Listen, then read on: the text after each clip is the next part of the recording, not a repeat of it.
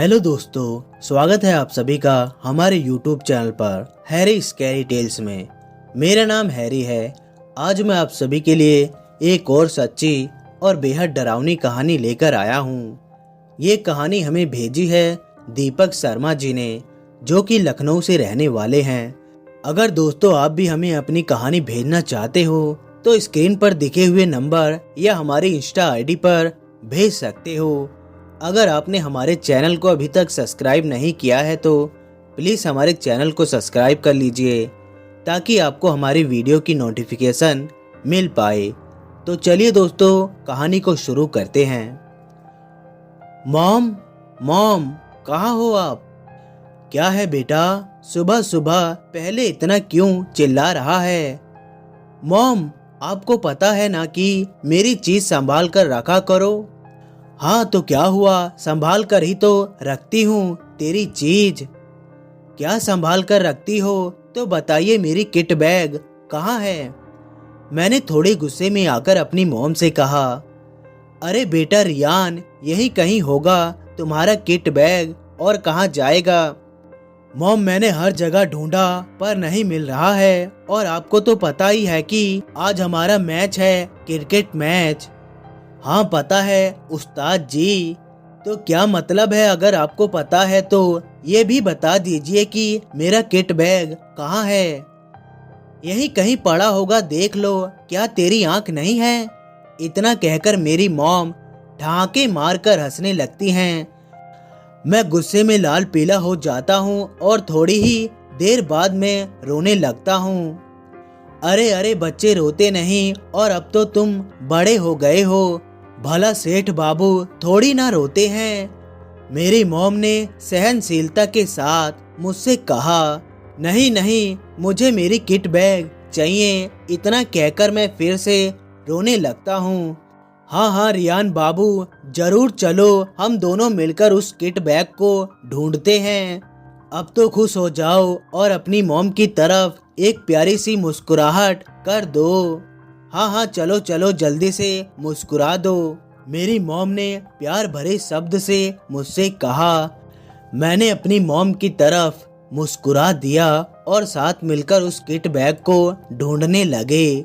सब जगह हर तरफ उसको ढूंढा, लेकिन वो किट बैग कहीं भी नजर नहीं आई। मैं हताशा और निराशा हो गया और सोचने लगा कि आखिर उसे कौन ले जा सकता है। मेरी मॉम ने मेरे कंधे पर हाथ रखकर कहा कि उदास मत हो बेटा, यहीं कहीं पड़ी होगी, मिल जाएगी। कहाँ है? यहीं कहीं मॉम, सब जगह ढूंढ लिया पर नहीं मिल रहा है ना। मैं बहुत गुस्से में था और क्यों ना आऊं, आज ही के दिन मेरा मैच था। मॉम, आखिर ये काम कौन कर सकता है? मैंने पूछा। मॉम ने बोला, पता नहीं बेटा, कल ही मैंने तुम्हारे कमरे में रखी थी वो किट बैग, अब पता नहीं कहाँ चली गई। मॉम, शायद ये काम उस गधी की बच्ची का तो नहीं है? मैंने कहा। मॉम ने कहा, कौन गधी की बच्ची बेटा? वही जो हर रोज मेरे साथ लड़ती रहती है। मैंने थोड़े गुस्से में आकर बोला। मॉम बोली, क्या आरुषि? हाँ मॉम, वही गधी की बच्ची कहीं की। फिर से गुस्से में आकर बोला। मॉम बोली, छी छी, अपनी बड़ी बहन के बारे में भला कोई ऐसे कहता है क्या? और हाँ, वो क्यों करेगी ऐसा? इसका तो मुझे पता नहीं मॉम, पर मुझे थोड़ा शक हो रहा है। मैं अभी जाकर उससे पूछता हूँ। आरुषि, आरुषि, कहाँ हो तुम? मैं पूरे घर में जोर जोर से चिल्ला रहा था। मैं सीधा उसके कमरे में गया और बोला, आरुषि दी, क्या तुमने मेरा किट बैग कहीं देखा है? बोलो जल्दी से, मेरा गुस्सा 7वें आसमान पर है। आरुषि बोली, 7वें आसमान पर मैंने तो कभी नहीं देखा 7वां आसमान बच्चू। देखो दी, मुझे गुस्सा मत दिलाओ और जो पूछ रहा हूँ उसका जवाब दो। आरुषि बोली, अच्छा बच्चू, अगर नहीं दिया तो? अगर नहीं दिया तो हम आपको छोड़ेंगे नहीं। हाँ, मैंने गुस्से में आकर कहा। आरुषि बोली, अच्छा जी, तो ठीक है, मुझे नहीं पता कि तुम्हारा किट बैग कहाँ है। अब मेरे पास कोई चारा नहीं था सिवा प्यार से बात करने के अलावा। मैंने कहा दीदी बता दीजिए ना कि कहाँ छुपाया है आपने वो किट बैग। आरुषि बोली, वाह वो गधे की बच्ची कहने वाला कब से दीदी बोलने लगा, मुझे तो पता ही नहीं चला। दीदी प्लीज मेरी मदद कर दीजिए और बता दीजिए कि कहाँ छुपाया है मेरा किट बैग, मैं आपके आगे हाथ जोड़ता हूँ। आरुषि बोली, अच्छा ठीक है बता दूंगी, पर मेरी 2 शर्त है। आपकी जो भी शर्त है मुझे मंजूर है, बताइए कि क्या शर्त है। आरुषि बोली, सोच लो बच्चू, तुमसे नहीं हो पाएगा। मैं क्रिकेट के मैच के लिए कुछ भी कर सकता हूँ, मैंने जोश भरे अंदाज में कहा। आरुषि बोली, ठीक है बच्चू, पहली शर्त तो ये है कि अपना कान पकड़कर 20 उठक बैठक करो। चलो चलो जल्दी करो वरना तुम्हारा टाइम हो जाएगा क्रिकेट का। मैंने कहा ठीक है। मैं उठक बैठक करते समय मन में सोच रहा था कि कभी मेरा भी टाइम आएगा गधी की बच्ची। आरुषि बोली, गुड बच्चू, और अब दूसरी शर्त ये है कि मुझे 500 रुपए चाहिए। क्या 500 रुपए? मैं आश्चर्यचकित होकर बोला। आरुषि बोली, हाँ बच्चू 500 रुपए लाओ, जल्दी करो वरना टाइम हो जाएगा। मैं मजबूर था और इसके अलावा कोई और चारा नहीं था। मैंने झट से 500 रुपए निकाले और दे दिए। ये लो दीदी 500 रुपए, अब लाओ हमारा किट बैग। आरुषि बोली, बच्चू अभी लो। आरुषि ने अपने बेड के नीचे से निकाला और दे दिया। मैं जल्दीबाजी में तैयार हो गया और बोला कि देख लूंगा तुझे गधी की बच्ची। आरुषि बोली, जा जा बच्चू, पहले मैच खेल ले। मैं नाश्ता करके कॉलेज पहुंच गया। कॉलेज पहुंचते ही सब दोस्त बोले, यार रियान कहाँ रह गया था तू? मैंने कहा बहुत लंबी कहानी है, बाद में बताऊंगा, चलो पहले मैच खेलना है। हाँ हाँ चलो भाई। फिर हम दोस्तों ने अपनी टीम बना ली और मैच खेलना शुरू कर दिया। इस तरह अंत में खेलते खेलते हमारी टीम फाइनल में पहुंच गई और अंत में महज वो मुकाबला हमने 3 रन से जीत लिया। पूरी कॉलेज टीम ने हमारे धूमधाम से स्वागत किया और जीत की बधाई दी। हम बहुत खुश थे। हमारी टीम के मुख्य सदस्य में सूरज और राहुल थे। इनमें से राहुल बड़ा ही मजाकिया अंदाज का था और हम दोनों को खूब हंसाया करता था। साथ में हमारी कुछ फ्रेंड निशा और मुस्कान थी जो कॉलेज में हमारे साथ ही पढ़ती थी। इन दोनों को हर वक्त घूमने की लगी रहती थी और वो भी ऐसी वैसी जगह नहीं, कहीं भयानक जगह के रूप में। मुझे और सूरज को सिर्फ और सिर्फ क्रिकेट ही अच्छा लगता था, घूमने में इतनी दिलचस्पी नहीं थी। उसके बाद मैच जीतकर हम सब घर आ गए। मॉम आज बहुत बहुत खुश हूँ, मैंने कहा। मॉम ने कहा, हाँ बेटा अच्छी बात है, लेकिन किस लिए? अरे मॉम क्रिकेट मैच जीत लिया, ये देखिए ट्रॉफी। अरे वाह मेरे शेर, बहुत खूब, ऐसे ही जीतते रहना, मेरी मॉम ने मुझे आशीर्वाद देते हुए कहा। आरुषि ने मुझे गले लगाया और बधाई दी। अगली सुबह जैसे उठा तो मैंने देखा कि मुझे व्हाट्सएप पर मैसेज आया था और वो मैसेज किसी और का नहीं बल्कि हमारे सर गौतम जी का था, जो हमारे टीम के मुख्य सदस्य थे। उसमें लिखा था कि रियान क्रिकेट मैच जीतने की बहुत बहुत बधाई, और हाँ अब मैच जीत गए हो तो ऐसे काम नहीं चलेगा, बल्कि हमें पार्टी चाहिए, और वो भी कहीं अन्य स्थान पर जहाँ कोई भी नहीं होगा।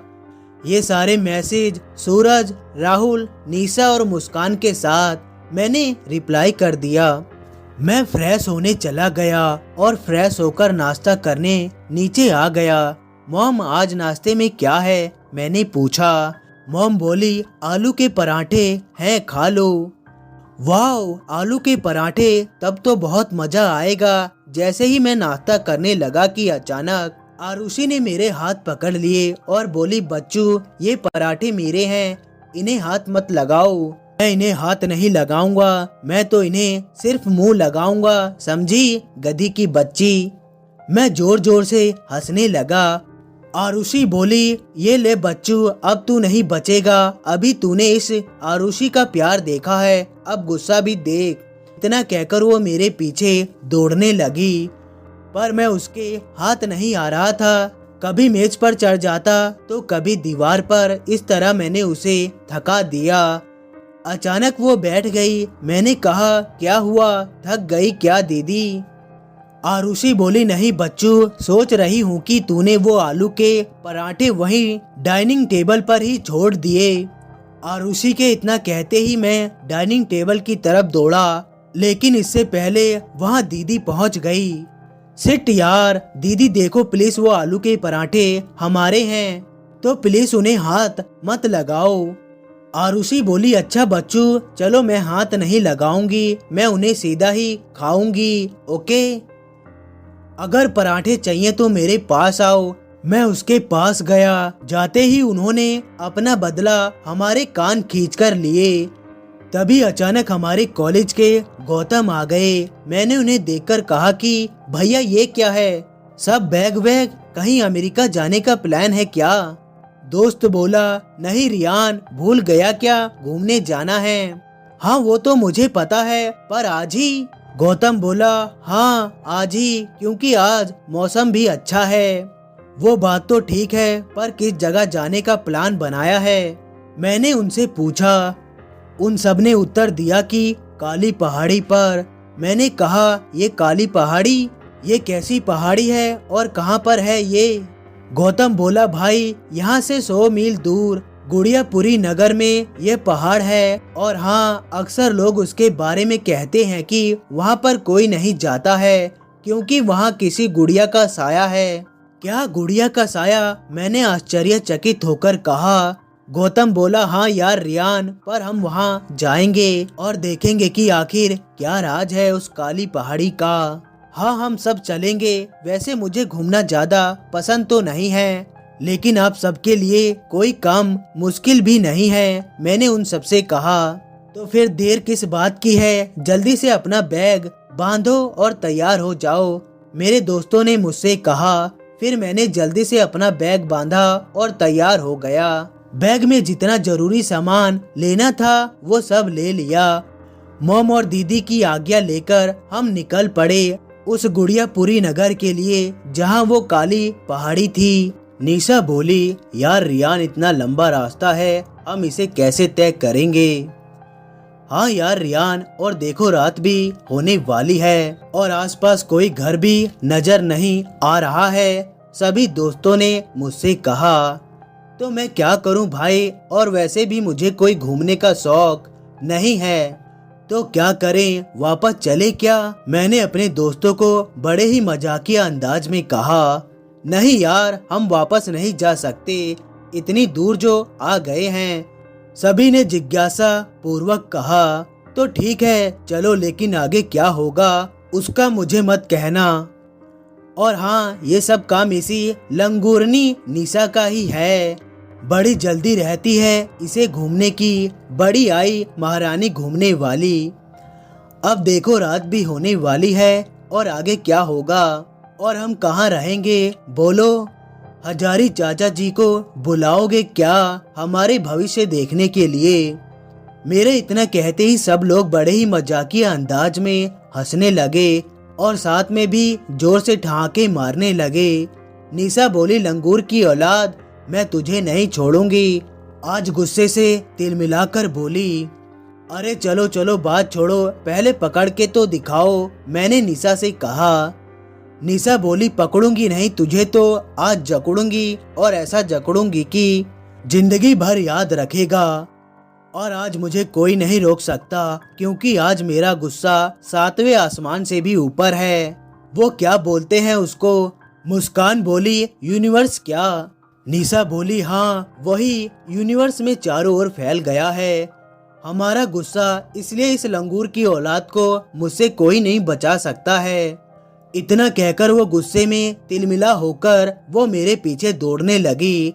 किसी तरह जैसे तैसे करके मेरे दोस्तों ने उसे रोका और कहा कि अरे अरे निशा रुक जाओ, भी इतना गुस्सा अच्छा नहीं लगता। हाँ हाँ सही बात है, और वैसे भी गुस्सा सेहत के लिए हानिकारक होता है। क्यों लंगूरनी, सही कहा ना? निशा बोली, देख लूंगी बंदर तुझे। आज तो मुझे इन लोगों ने रोक लिया, लेकिन अगली बार तुझे नोचकर खा जाऊंगी एक डायन की तरह। इतना कहते ही मैं जोर जोर से हंसने लगा और कहा कि चलो वो भी दिन आ जाएगा। फिलहाल अभी रात होने वाली है और मुझे लगता है कि आगे जाना ठीक नहीं रहेगा, तो इसलिए हमें आज की रात यही तंबू बनाकर बिताना होगी। मैंने उन सबसे कहा, हाँ रियान तुम सही कह रहे हो, रात होने ही वाली है और ऐसे में आगे जाना ठीक नहीं रहेगा। मेरे दोस्तों ने कहा, तो ठीक है चलो तैयारी करते हैं तंबू बनाने की। मैंने कहा। फिर हम सब तैयारी में जुट गए और एक बड़ा सा तंबू तैयार किया, जिसमें रहने की, खाने की और सोने की सारी व्यवस्था आराम से हो गई थी। काफी रात हो चुकी थी। हम सबने खाना खाया और सो गए। हम जिस जंगल में रुके थे उसमें से भयानक जानवरों की आवाज आ रही थी। वो जंगल दिन में जितना खूबसूरत दिखता था, रात में उतना ही भयानक नजर आता था। उसमें बड़े बड़े पेड़ और लताएं रात को इस तरह नजर आ रही थी कि मानो जंगल ना होकर कोई भूतिया जगह हो।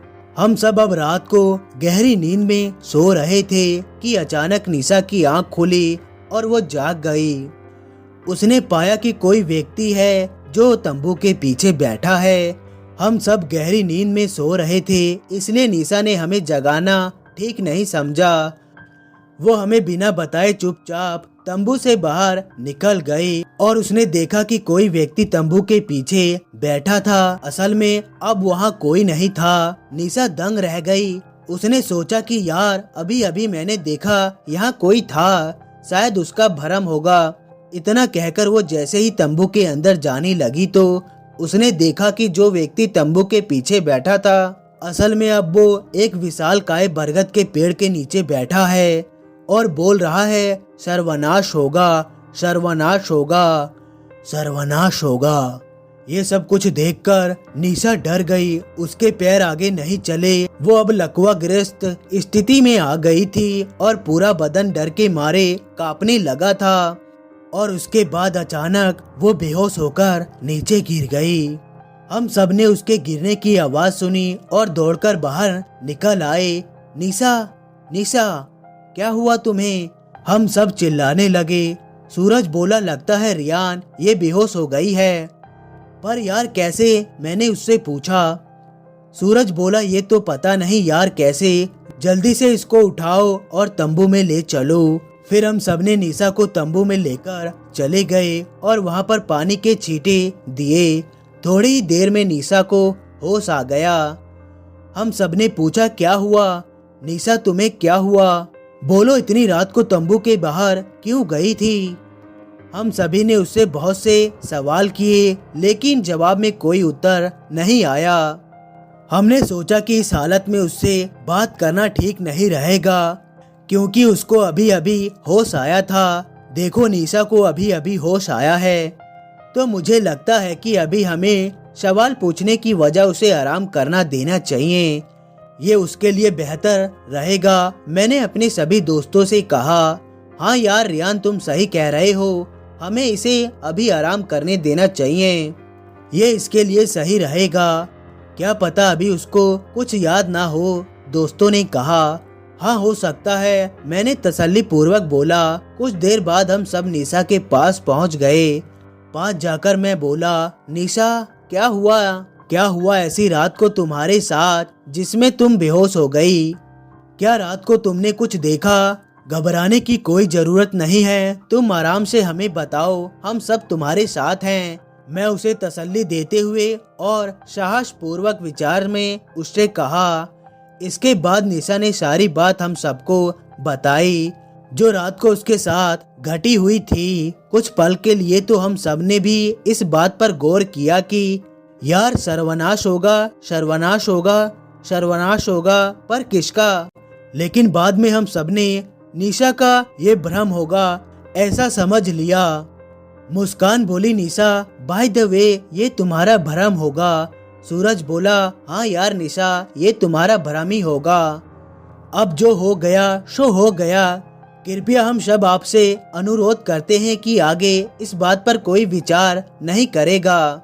मैंने उनसे कहा। सूरज बोला, हाँ रियान, तुम सही कह रहे हो और सुबह भी हो गई है। अब हमें आगे का सफर तय करना चाहिए। हाँ हाँ चलो भाई, वरना निशा का तो पता नहीं, आपको जरूर डायन दिखेगी। रियान भाई, राहुल ने मजाकिया अंदाज में कहा। सभी हंसने लगे और मैं भी। हम सब आगे की सफर को तय करने निकल पड़े। अब हम गुड़ियापुरी नगर के करीब पहुंच गए थे। वहां से गुड़ियापुरी नगरी जाने के लिए 3 रास्ते बने हुए थे। हम सब कठिनाई में पड़ गए कि इसमें से गुड़ियापुरी नगरी का जाने वाला रास्ता कौन सा है। पास में ही रोड के किनारे एक चाय बेचने वाले की दुकान थी। चलते चलते हम बहुत थक गए थे। राहुल बोला, अरे सुनो भाई, मैं तो रुक रहा हूँ इस चाय की दुकान पे चाय पीने, क्या पता फिर जिंदगी रहे ना रहे। उसकी बात पर सब जोर जोर से हंसने लगे कि यह अपने आप में ही एक बाउचर है। हाँ भाई राहुल, जैसी तुम्हारी इच्छा, चलो। हम सब उस चाय की दुकान पे गए और चाय वाले से कहा कि भैया 5 चाय बनाओ। उसने फटाफट चाय तैयार की और हमें दे दी। हम सब ऐसे ही चाय पीते वक्त बात कर रहे थे कि यार इन तीनों रास्ते में से गुड़ियापुरी नगरी जाने वाला कौन सा रास्ता हो सकता है। उसने हम सबकी बात सुन ली थी पर कुछ कह नहीं रहा था, बस हमें घूर रहा था कि मानो उसे कुछ बात पता हो। सूरज बोला, भाई तुम्हें कुछ पता है क्या, गुड़ियापुरी नगरी जाने वाला कौन सा रास्ता है इन तीनों में से। वो चाय वाला कुछ नहीं बोला, बस ऐसे ही घूरता रहा। मैं समझ गया कि इसको कुछ पता है लेकिन बता नहीं रहा है, लगता है डील करनी पड़ेगी। मैं उठकर उसके पास गया और थोड़ा साइड में जाकर पैसे देकर अकेले में उससे बात की।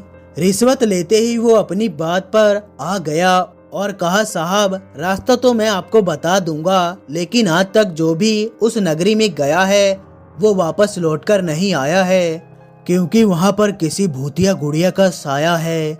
अगर आप वहाँ जाना ही चाहते हैं तो जाइए 2 नंबर वाले रास्ते से, लेकिन हाँ वहाँ जाना मतलब मौत के मुंह में है। आगे आपकी मर्जी। उसने मुझसे इतनी ही बात बताई और वापस अपनी दुकान पर आ गया। मैं भी अपने दोस्तों के पास आया और बोला, चलो दूसरे रास्ते से। लेकिन यार रियान, इस चाय वाले ने क्या कहा, और वो भी अकेले में जाकर। मेरे दोस्तों ने मुझसे पूछा। मैंने उन्हें बताया कि मामला क्या है। इस बात को सुनकर वो भी एक पल के लिए थोड़ा डर गए, लेकिन उसके बाद सभी ने हिम्मत पूर्वक कहा कि रियान चाहे कुछ भी हो जाए, हम हार नहीं मानेंगे और जानकर रहेंगे कि आखिर क्या राज है उस काली पहाड़ी का। चाय वाले के बताए मुताबिक अब हम सब निकल पड़े उस 2 नंबर के रास्ते पे जो जाता था गुड़ियापुरी नगर की ओर। हम सब ने बीच रास्ते में कहीं रुकना ठीक नहीं समझा, क्योंकि रात होने वाली थी और हम करीब पहुंच ही गए थे उस नगरी के पास। इसलिए सफर को जारी रखा और आखिर झूमते झूमते उस सुनसान रास्ते को पार करते हुए अंत में हम पहुंच ही गए उस नगरी जिसे हमें तलाश थी, उस काली पहाड़ी की। और पता लगाना था कि आखिर क्या राज है उस काली पहाड़ी का, क्यों वहाँ लोग जाने से घबराते हैं, जो भी जाता है वो वापस क्यों नहीं आता। आज हम सबको इन सारे सवालों का जवाब मिलने वाला था शायद। भाई साहब, क्या हमें रहने के लिए यहाँ पर जगह मिल सकती है? मैंने नगर के एक रेस्टोरेंट होटल मालिक से पूछा। जगह मतलब यहाँ पर रहने के लिए आए हो क्या? रेस्टोरेंट के मालिक ने कहा, नहीं, सिर्फ 1 दिन के लिए। वो क्या है न कि रात हो चुकी है, इसलिए मैंने उससे कहा सिर्फ 1 ही रात तो नहीं, क्योंकि इस होटल में अक्सर वही लोग आते हैं जो रहने के लिए अपनी टिकट बुक करवाते हैं, और वो भी काफी दिनों के लिए। रेस्टोरेंट मालिक के इतना कहते ही हम सब मायूस हो गए। प्लीज श्रीमान जी, हम बहुत दूर से आए हैं, कृपया करके हमें निराशा ना करें। सिर्फ 1 ही रात की तो बात है, हम सबने हाथ जोड़कर उनसे निवेदन करते हुए कहा, देखो आपकी भावनाओं को मैं अच्छी तरह से समझता हूँ, लेकिन आई एम सॉरी, इसमें मैं कुछ भी नहीं कर सकता हूँ। लेकिन हाँ, बाय द वे, एक जगह है जहाँ पर तुम सब लोग एक रात तो क्या, जितनी रात चाहो वहाँ रह सकते हो। रेस्टोरेंट के मालिक ने हमसे कहा, कौन सी जगह, जल्दी बताओ। हम सबने जिज्ञासा भाव से पूछा। यहाँ से आगे जाते ही नगरी के बीच में एक पुराना सा खंडर है जो काफी सालों से वीराना पड़ा है। वहाँ पर नगरी के लोग जाने से डरते हैं क्योंकि उनका मानना है कि वो खंडर प्रेत की बस्ती है। अब आगे आप लोगों की मर्जी, जाए या ना जाए। मैंने रहने का इंतजाम कर दिया, अब रहना आपको होगा। रेस्टोरेंट के मालिक ने हम सबको ये बात बताई। मैंने अपने दोस्तों की तरफ देखा, सबने हाँ में हाँ मिला दी। ठीक है मालिक जी, अब हम चलते हैं। बहुत बहुत शुक्रिया आपका बताने के लिए। ऑल द बेस्ट, ध्यान रखना सब लोग, मालिक ने कहा।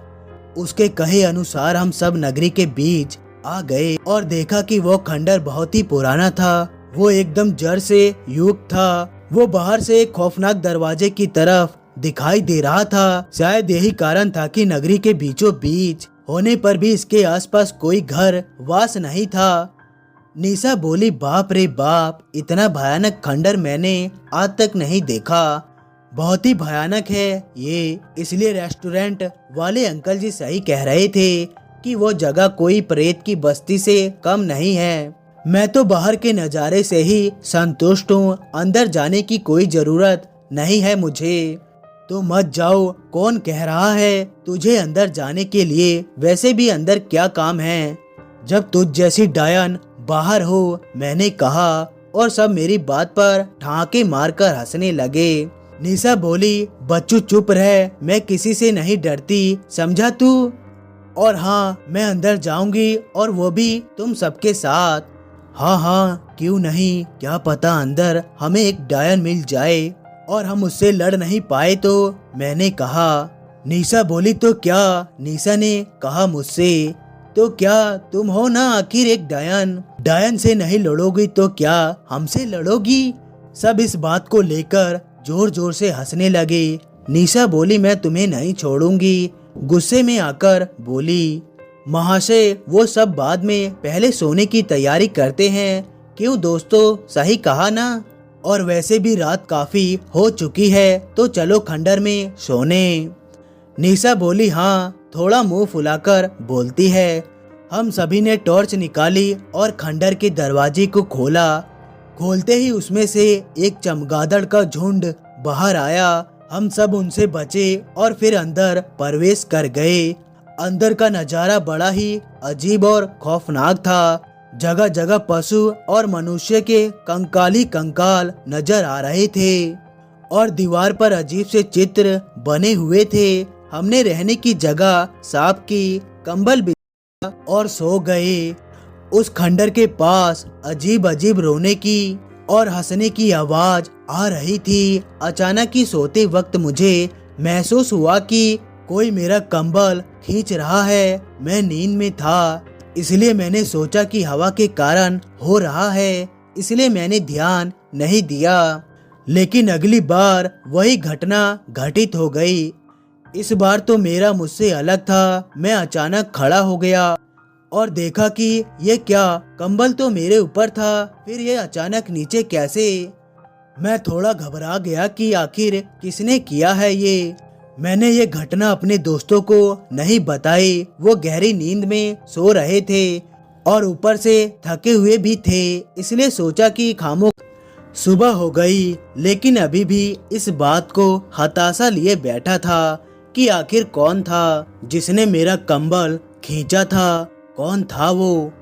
सूरज बोला, अरे रियान, क्या हुआ, क्या सोच रहा है? आज सुबह से देख रहा हूँ तुझे किस सोच में डूबा है।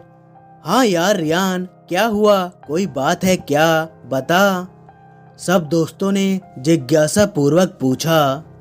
नहीं नहीं, ऐसी कोई बात नहीं है, वो बस थोड़ा सा हेडेक हो रहा है, इसलिए।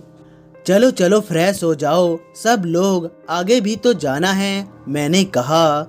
हाँ हाँ रियान, सभी दोस्तों ने मुझसे कहा। फिर हम सुबह के खेलने के साथ ही फ्रेश हो गए और जाकर एक चाय वाले की दुकान पर रुके। नाम था सलमान भाई किराना चाय स्टोर। सूरज बोला, सलमान भाई जरा 5 चाय बनाओ।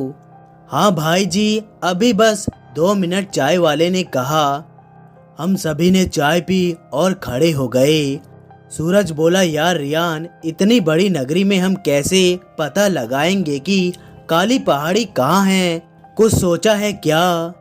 हाँ हाँ, ये तो मैंने सोचा ही नहीं, कैसे पता चलेगा इतनी बड़ी नगरी में? सभी दोस्तों ने आश्चर्यचकित होकर कहा।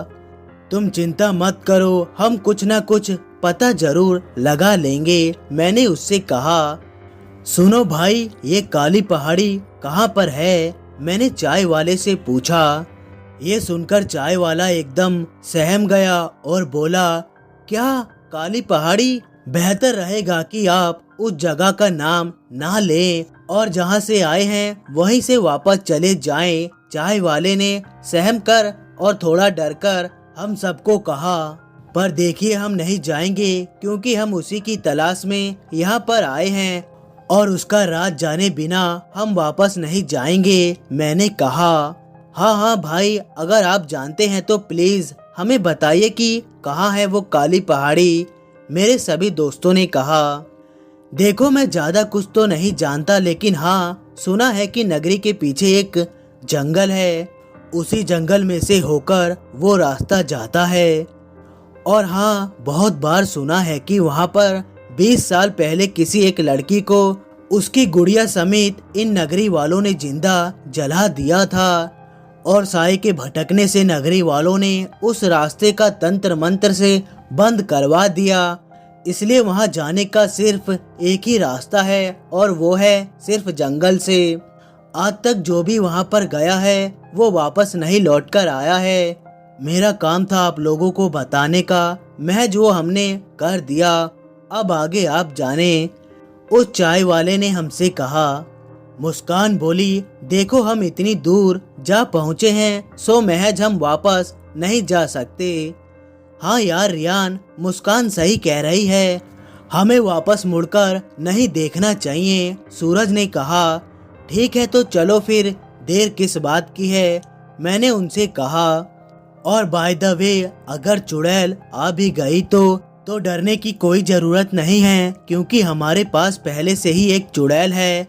निशा मेरे इतना कहते ही सब लोग जोर जोर से हंसने लगे, वो भी ठहाके मारकर, और मैं भी। हंसने का अभी टाइम नहीं है, अभी टाइम है उस चुड़ैल को ढूंढने का, चलो। हम सब निकल पड़े उस नगरी के पीछे, उस पार जहाँ वो जंगल था और वहीं से होकर वो रास्ता जाता था। सूरज बोला, यार रियान, हम जा तो रहे हैं उस पहाड़ी पर, लेकिन सोचा अगर वो चुड़ैल हमें बीच रास्ते में ही मिल गई तो? यार तू टेंशन क्यों ले रहा है, हमारे पास एक चुड़ैल है ना, वो सब संभाल लेगी, और क्या। हाँ, मैं ही दिखती हूँ तुझे चुड़ैल, और तू क्या यहाँ पर है नहीं? निशा मुंह फुलाती हुई बात कर रही थी। और कौन दिख रहा है तुझे यहाँ? अब तुम्हारी शक्ल ही चुड़ैल जैसी है तो हम क्या कर सकते हैं? क्यों भाई, सही कहा ना? मैं अपने दोस्तों की तरफ हंसकर बोला। मंदिर स्वर में वो भी कहने लगे, हाँ भाई, सही बात है, आप लोग भी इस बंदर के साथ हो, ये मैंने कभी सोचा नहीं था। मैं जा रही हूँ तुम लोगों से अलग, मेरे पीछे मत आना। निशा गुस्से से होकर हमसे आगे निकल गई। निशा रुको यार, हम सब तो मजाक कर रहे थे, आखिर दोस्तों की बातों को कोई सीरियस लेता है क्या? हम सब उसके पीछे पीछे चलते हुए कह रहे थे। अब मैं नहीं रुकने वाली, चाहे तुम सब कुछ भी कहो, मैं जा रही हूँ तो जा रही हूँ, बस मुझे कुछ नहीं सुनना। निशा बहुत ही गुस्से में थी, शायद उसने हमारी बातों को सीरियस ले लिया था। निशा रुक जाओ प्लीज, उस पहाड़ी पर अकेले मत जाओ, हम सबने उसे रोकने के लिए कहा। वो तो रुकने का नाम ही नहीं ले रही थी, बल्कि दौड़े जा रही थी उस रास्ते पर जो जाता था काली पहाड़ी पर। अचानक वो आगे जाकर रुक गई। हम सब ने उसे रुके हुए देखकर राहत की सांस ली। चुड़ैल, क्या हुआ? अब अचानक रुक कैसे गई? पैरों तले जमीन खिसक गई क्या? मैंने कहा।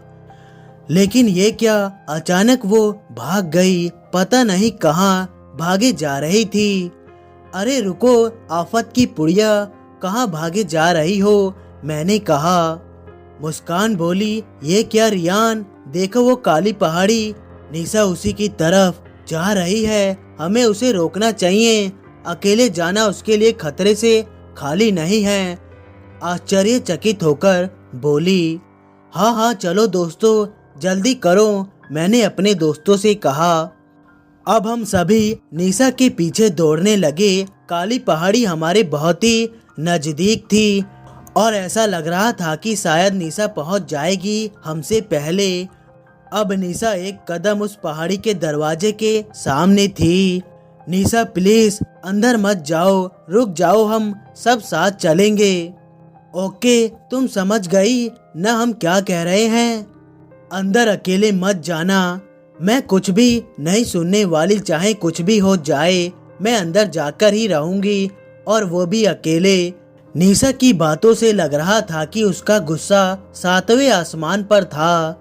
निशा, निशा रुक जाओ प्लीज।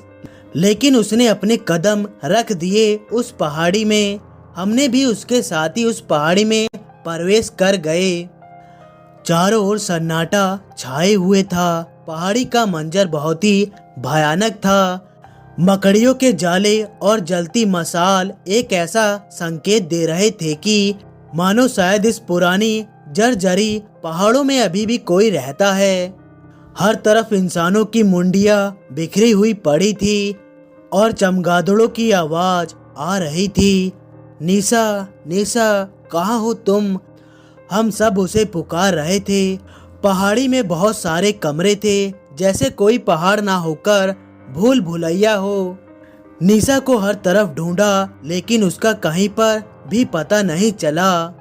हम सब घबरा गए और सोचने लगे कि आखिर कहाँ गायब हो गई वो। और इतने सारे कमरों में ढूंढना हम सबके लिए इतना आसान नहीं था। दोस्तों, इस तरह से हम निशा को शायद कभी नहीं ढूंढ पाएंगे, क्योंकि यहाँ पर हर कमरे के पीछे एक कमरा है। इसलिए हम सबको अलग अलग होना पड़ेगा ताकि उसको ढूंढने में थोड़ी आसानी हो। मैंने उन सबको सहनशीलता के साथ कहा। हाँ यार रियान, तुम सही कह रहे हो, हमें उसे अलग अलग होकर खोजना चाहिए। हाँ सूरज और मुस्कान, तुम इस कमरे की तरफ जाओ, हम और राहुल इस सुनसान वाले कमरे की तरफ जाते हैं। हम चारों ने दो दो की टीम बना ली और हर कमरे में निशा की तलाश करने लगे। राहुल यार सही चलना, मसाल को जला ले, मैंने कहा। हाँ हाँ अभी जलाता हूँ। हमने मसाल जला ली और आगे बढ़ने लगे। इस पहाड़ी में एक कमरा पार करो तो एक उसी के अंदर मौजूद था। इस तरह से सभी कमरों में ढूंढते रहे, पर अभी भी पता नहीं चल रहा था। उधर मुस्कान और सूरज को भी कुछ पता नहीं चल रहा था।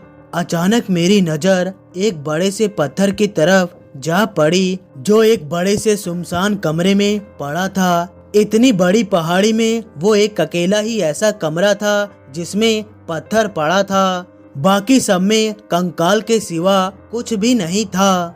सूरज, मुस्कान, कहाँ हो तुम लोग? जल्दी से यहाँ आओ। वो दोनों जल्दी से हमारे पास आए। क्या हुआ, कुछ पता चला क्या? हम दोनों ने पूछा। सभी जगह ढूंढा पर उसका कुछ भी पता नहीं चला। पता नहीं कहाँ चली गई वो। उन दोनों का भी यही जवाब था। जरा गौर से देखो इस कमरे को, ये अकेला ही ऐसा कमरा है जिसमें पत्थर पड़ा है, बाकी में ऐसा कुछ भी नहीं, मैंने कहा। हाँ यार रियान, ये तो हमने सोचा भी नहीं, और बाकी सभी कमरों में तो कंकाली है। चलो इस पत्थर को हटाकर देखते हैं क्या होता है। हाँ चलो। हम सब उस कमरे में गए और उस पत्थर को हटाने लगे। वो बहुत ही भारी था, लेकिन हमने पूरी ताकत से उसे हटा दिया। ये क्या, पत्थर को हटाते ही देखा कि उसके नीचे तल घर था। हम सब ये देखकर आश्चर्यचकित हो गए। मुझे लगता है कि निशा इसी तल घर के नीचे गई है, लेकिन इतना बड़ा पत्थर उसने कैसे हटाया? मैंने आश्चर्य भाव से सबकी तरफ देखकर कहा, हाँ, हम भी यही सोच रहे हैं कि आखिर वो नीचे गई तो कैसे गई। सवाल जवाब बाद में कर लेना। मुझे लगता है इस वक्त हमें भी नीचे तल घर में जाना चाहिए और देखना चाहिए कि निशा नीचे सेफ है या नहीं। मैंने कहा, हाँ भाई रियान, हमें नीचे जाकर देखना चाहिए कि आखिर मामला क्या है। तो ठीक है, चलो बस। हम एक एक करके उस तल घर के नीचे चले गए। वो तल घर ऊपर के स्थान से भी बड़ा था। हमें तो कुछ भी समझ नहीं आ रहा था कि आखिर बाहर से इतना छोटा दिखने वाला ये पहाड़ अंदर से इतना बड़ा कैसे हो सकता है। मन में बहुत सारे सवाल उठ रहे थे और बेचैनी भी। हम आगे बढ़ रहे थे। अचानक ही हमने सुना कि कोई तंत्र मंत्र का जाप कर रहा है। हम सब सहम गए और सोचने लगे कि निशा को बचपन से ही तंत्र मंत्र में विश्वास नहीं था। वो तो नहीं करती थी, फिर कौन हो सकता है। हम सब धीमे धीमे कदमों से आगे बढ़ते हुए जा रहे थे जहाँ से वो आवाज आ रही थी। जैसे जैसे आगे बढ़ते जा रहे थे वैसे वैसे ही आवाज तेज होती जा रही थी। आवाज के साथ साथ अब हम भी तेजी से बढ़ने लगे। चलते चलते हम एक बड़े से भयानक कमरे के सामने जा पहुंचे और देखा कि अचानक जो आवाज आ रही थी वो बंद हो गई थी। हम सब थोड़ा डर गए कि आखिर अचानक ये आवाज बंद कैसे हो गई। सूरज बोला धीमे स्वर में, रियान रियान, मुझे लगता है कि हमें कमरे के अंदर झांककर देखना चाहिए कि आखिर क्या हो रहा है। हाँ, तुम सही कह रहे हो, हमें देखना चाहिए। बहुत धीमे से बुदबुदाते हुए मैंने कहा। मैं अंदर झांकने के लिए आगे बढ़ा और जैसे ही मैंने अंदर देखा तो मेरा कलेजा दहल उठा। क्या हुआ रियान, तुम्हारा चेहरा सफेद कैसे पड़ गया? अंदर क्या देखा तुमने? मेरे सभी दोस्तों ने जिज्ञासा पूर्वक पूछा। तुम ही देख लो क्या हो रहा है अंदर। मैं आगे कुछ नहीं बोला। मेरे कहे अनुसार सभी ने अंदर झांककर देखा कि अचानक उन सभी के भी होश उड़ गए। ओह माय गॉड, ये कैसे हो सकता है? मुस्कान बोली। उसकी आंखों में आंसू निकल गए।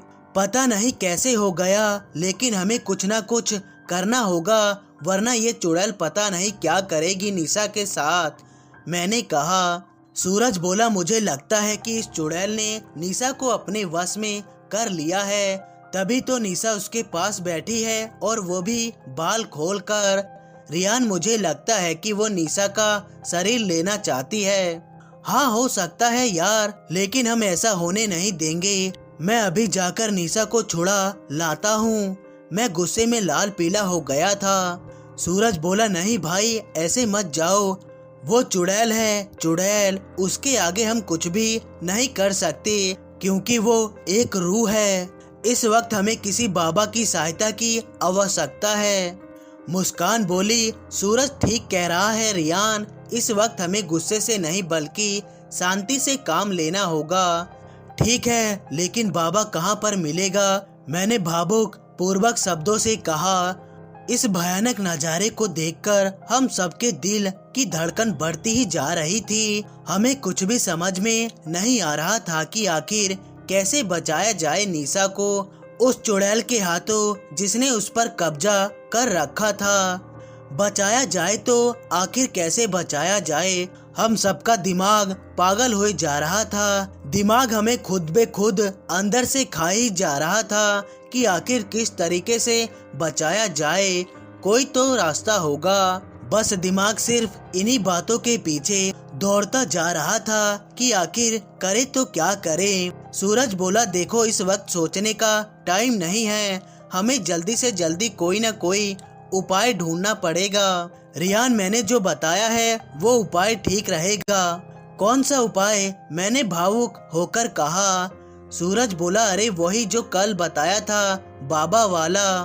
तुमको क्या लगता है कि ये विचार काम करेगा? मैंने कहा।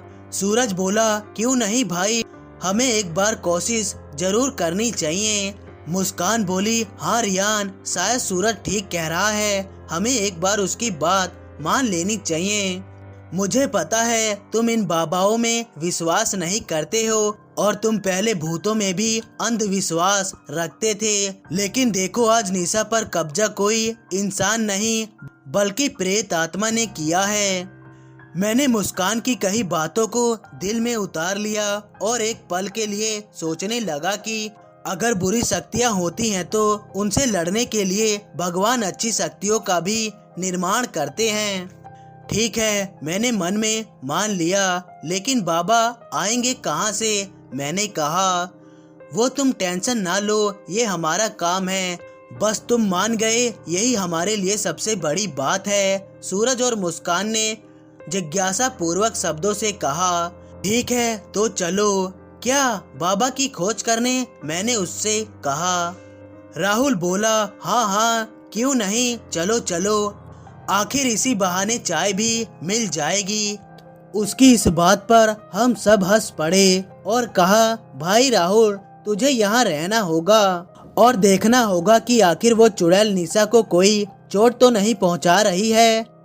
नहीं नहीं, मैं यहाँ हरगिज नहीं रहूँगा। एक तो पहले से ही यहाँ पर चुड़ैल है और दूसरी अभी बनाई जा रही है, मरवाओगे क्या? प्लीज मुझे भी अपने साथ ले चलो ना, राहुल थोड़ा डरते हुए बोला। ठीक है राहुल, तुम भी चलो हमारे साथ। हम सब ने उसे भी अपने साथ ले लिया। हम सब बहुत डरते डरते आगे की ओर कदम बढ़ा रहे थे, इस सोच के साथ कि कहीं वो चुड़ैल हमें देख ना ले। जहाँ ही हम एक कदम रखते थे तहाँ ही हमारे दिल की धड़कन बढ़ती ही जा रही थी कि अब आएगी चुड़ैल, अब आएगी चुड़ैल। डर तो लगना ही था, आखिर वो प्रेत आत्मा जो थी कहीं पर भी आ सकती थी।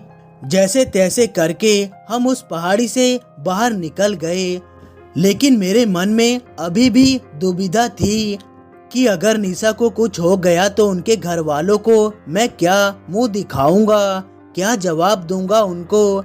यही कि निशा एक चुड़ैल बन गई है। अंत में सोचते सोचते मेरी आंख भर आई।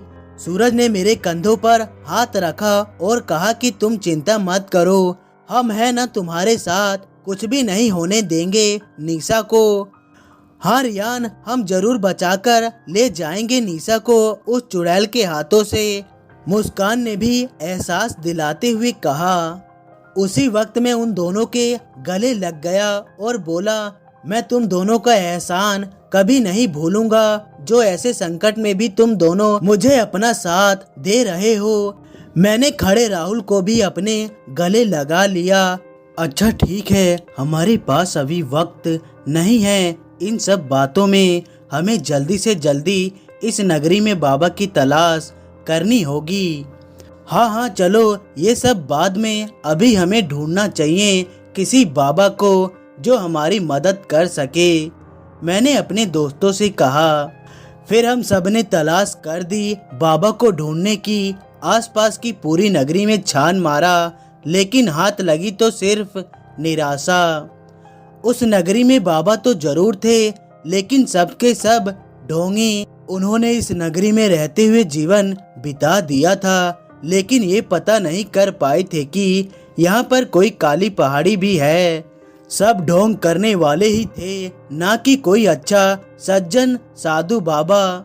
इस बात को लेकर अब मैं और भी निराशा होने लगा कि क्या होगा अब निशा का, आखिर वो चुड़ैल क्या कर रही होगी निशा के साथ। दोस्तों ने मुझे हिम्मत देते हुए रखा कि तभी अचानक पीछे से एक आवाज आई, सर्वनाश होगा, सर्वनाश होगा, तुम सबका सर्वनाश होगा, कोई भी जिंदा नहीं रहेगा तुम पांचों में से। वो एक बूढ़ा आदमी था, लंबी लंबी दाढ़ी और लंबे बाल, एक अजीब तरह का इंसान प्रतीत होता था। हम सब इस बातों को लेकर आश्चर्यचकित रह गए कि ये तो वही होगा जिसके बारे में निशा ने हमें बताया था। तभी पासी के ढाबे वाले ने कहा कि भाई साहब, इसकी बातों पर यकीन मत करना, ये सुनता कुछ और है और कहता कुछ है, पागल है ये। मैंने उस चाय वाले की बातों को नजरअंदाज कर दिया और दोस्तों से कहा कि शायद इस आदमी को कुछ पता होगा, तभी कह रहा है सर्वनाश होगा, और वो भी हम पांचों को। लेकिन यह बात इसको कैसे पता चली कि हम मुसीबत में हैं? मैंने उससे कहा हाँ, हम भी यही सोच रहे हैं कि आखिर इसको कैसे पता। हमें पता लगाना चाहिए रियान, शायद ये आदमी कुछ जानता है। हाँ चलो फिर हम सब उस आदमी के पीछे चले गए, लेकिन अचानक वो जंगल में गायब हो गया। मैंने कहा सिट, यही तो मौका मिला था, वो भी हाथ से चला गया। मुझे अब कुछ भी समझ नहीं आ रहा था कि आखिर ये क्या हो रहा है। वो आदमी हमारी मदद करना चाहता है या नहीं? मेरा सिर इन्हीं बातों में चकराए जा रहा था। तभी अचानक वो आदमी जो अभी हमारे आगे था, वो जंगल के एक पेड़ के ऊपर बैठा था और हंस रहा था। हा, सर्वनाश होगा तुम सबका, सर्वनाश होगा, नहीं छोड़ेगी वो तुम सबको। हा। देखिए आप कौन हैं और आपको कैसे पता है कि हम मुसीबत में हैं? मैंने उनसे धीमे स्वर में पूछा। मुझे सब पता है, इस नगरी का कोना कोना जानता हूँ मैं, लेकिन ये मूर्ख लोग नगरी वाले मुझे पागल समझते हैं और मेरी बातों का विश्वास नहीं करते। खैर छोड़ो, अब तुम्हारा सर्वनाश होगा। हा। इतना कहकर वो आदमी फिर से हंसने लगा। देखिए हम आपकी बातों का यकीन करते हैं, आप हमें बताइए कि आप हैं कौन? हम सब ने कहा अच्छा तुम सब यकीन करते हो मेरी बातों का, तो ठीक है। मेरा नाम पंडित राव है। मेरे पीछे की कहानी बहुत बड़ी है, कभी समय मिला तो बताऊंगा। फिलहाल ये बताओ कि तुम मेरे पीछे क्यों आए हो? बूढ़े आदमी ने कहा। हम सब ने उसे पूरी बात बताई और फिर कहा कि हमारी मदद कीजिए पंडित जी। पंडित राव बोले, क्या निशा उस चुड़ैल के कब्जे में है? फिर तो एक ही रास्ता है, जल्दी से जल्दी नील का कमल लेकर आना होगा, उसके बाद ही मैं तुम्हारी मदद कर सकता हूँ। पंडित जी ने आश्चर्य भाव में कहा, नील का कमल, ये क्या होता है और कहाँ मिलेगा ये? हम सब दोस्तों ने कहा।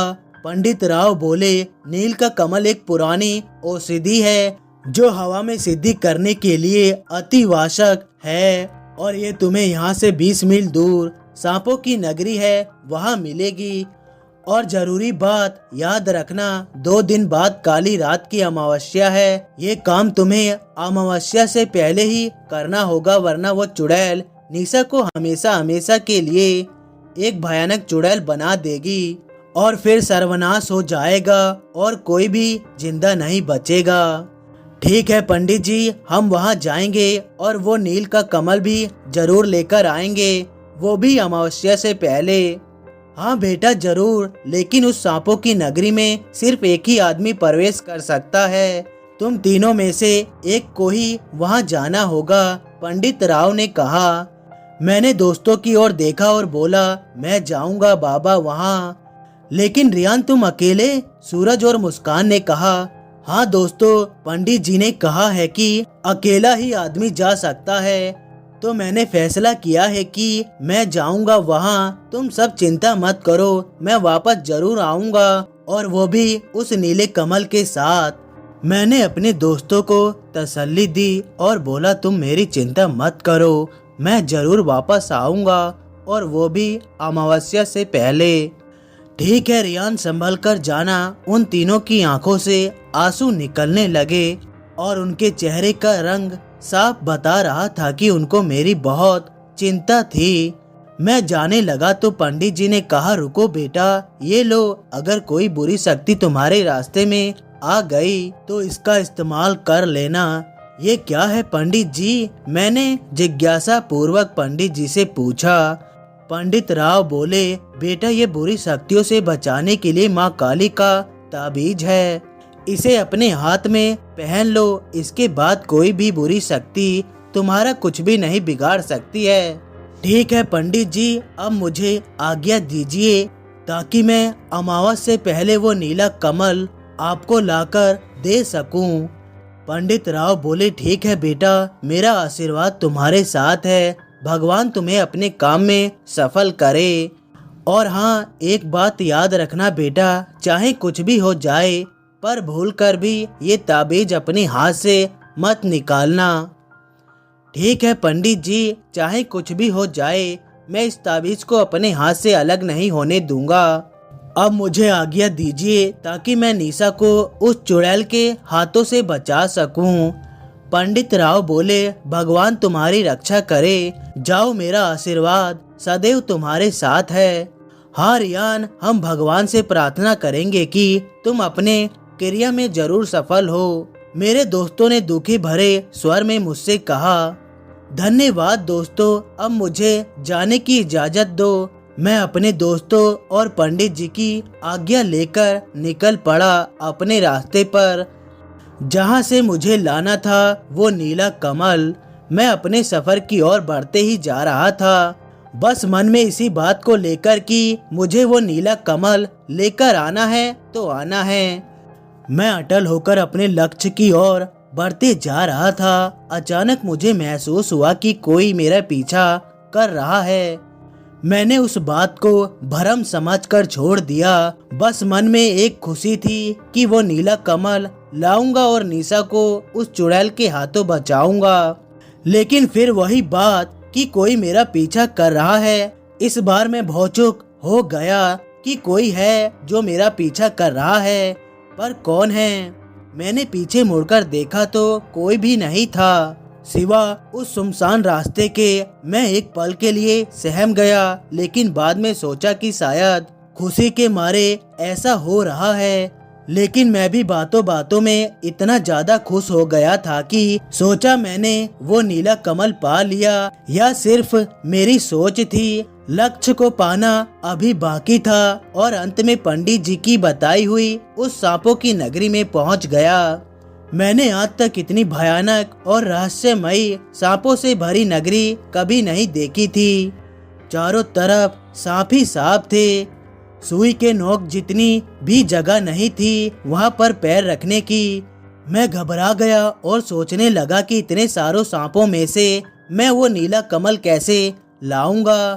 काश कोई तो उपाय होगा, पर क्या? बस यही बात जहन में आ रही थी कि आखिर किया जाए तो क्या किया जाए। मैं आगे बढ़ने लगा, तभी एक सांप मेरे पैर के नीचे लिपट गया। मैं डर गया और चीखने लगा। आखिर इतने मोटे मोटे सांप को देखकर तो किसी का भी कलेजा दहल उठेगा।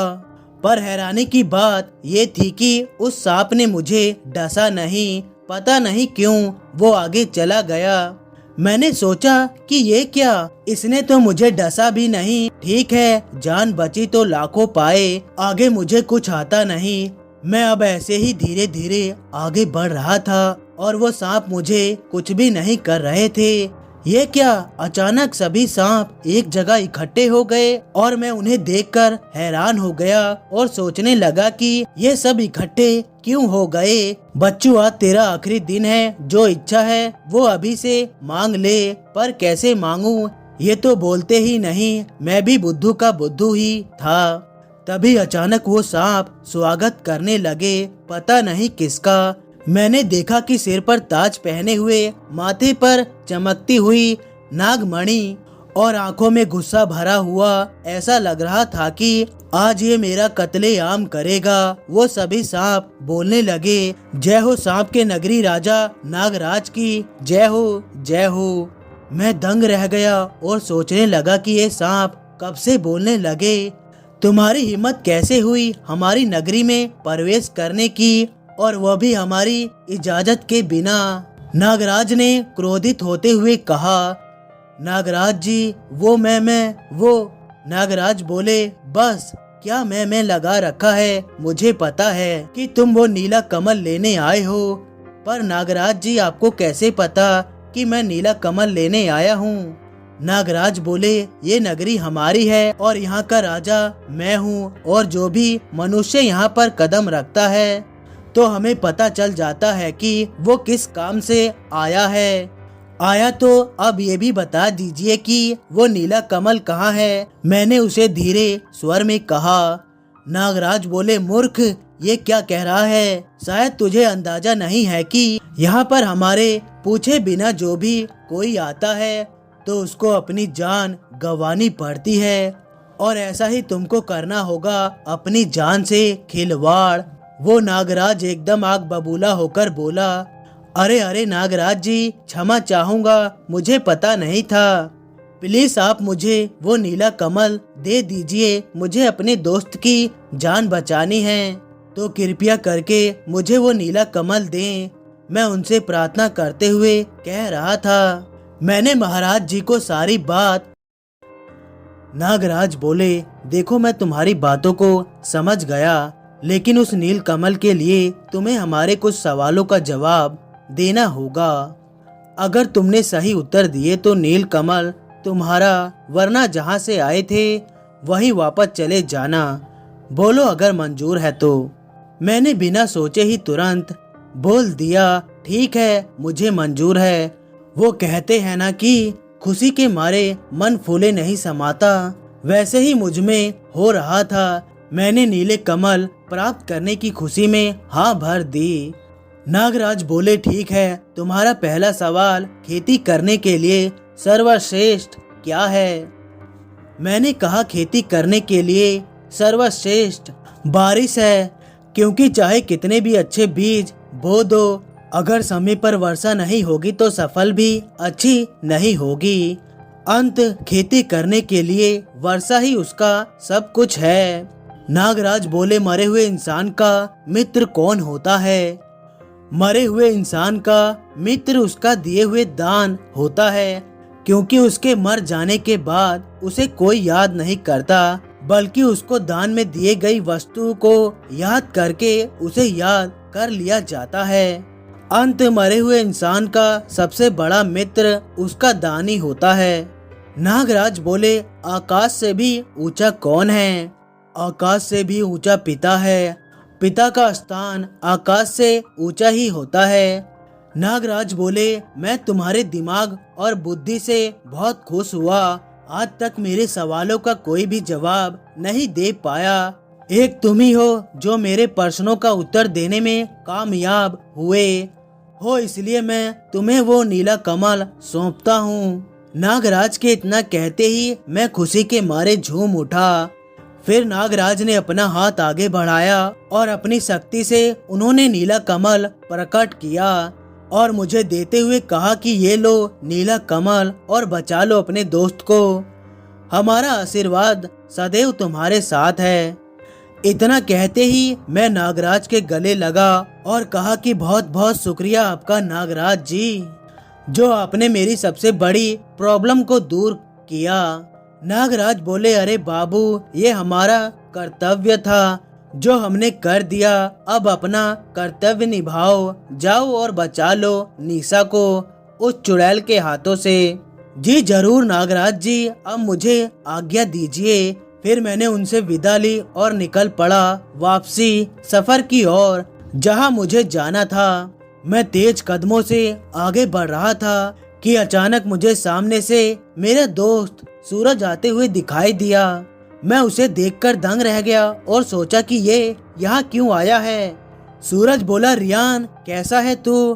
तुझे कुछ हुआ तो नहीं ना? मैंने कहा, मुझे कुछ नहीं हुआ, तू ये बता कि तू यहाँ क्या कर रहा है? सूरज बोला, वो तो मैं तुझे यहाँ बचाने के लिए आया था। पंडित जी ने भेजा था मुझे और ये भी कहा था कि रियान के हाथों में मैंने एक ताबीज बांधा था जिसे थोड़ी देर के लिए तुम ले लेना, उसके बाद मुझे बुरे सपने नहीं आएंगे। मैं दूसरा ताबीज बना सकता था, लेकिन इतना समय नहीं है। मुझे पंडित जी की कही हुई बात याद आई कि ये ताबीज अपने आप से अलग मत करना, पर मैंने सोचा कि दोस्त है, इसलिए मैंने फटाफट ताबीज अपने हाथ से निकाली और सूरज को दे दिया और बोला कि अब जल्दी चल सूरज, हमारे पास वक्त नहीं है। मैंने सूरज से कहा, अब चलो भी ना सूरज, मैंने फिर से कहा। तभी अचानक पीछे से भयानक आवाज आई कहाँ जा रहा है रियान? जिसने पीछे से आवाज लगाई थी वो कोई और नहीं था बल्कि मेरा दोस्त सूरज था। क्या बात है सूरज, तुमने मुझे रोका क्यों? कोई बात है क्या? मैंने सूरज से पूछा। सूरज बोला कुछ नहीं, बस ऐसे ही। तो फिर चलो, देर किस बात की, वैसे भी हमारे पास वक्त बहुत कम है। हमें जल्दी से जल्दी अमावस से पहले ही निशा को बचाना होगा, मैंने सूरज से कहा। लेकिन सूरज ने जवाब में कोई उत्तर नहीं दिया, बस मुझे एकटक घूरता रहा। मैं ये देखकर घबरा गया कि कभी एक सेकंड भी देर न लगाने वाला सूरज आज खड़ा क्यों है।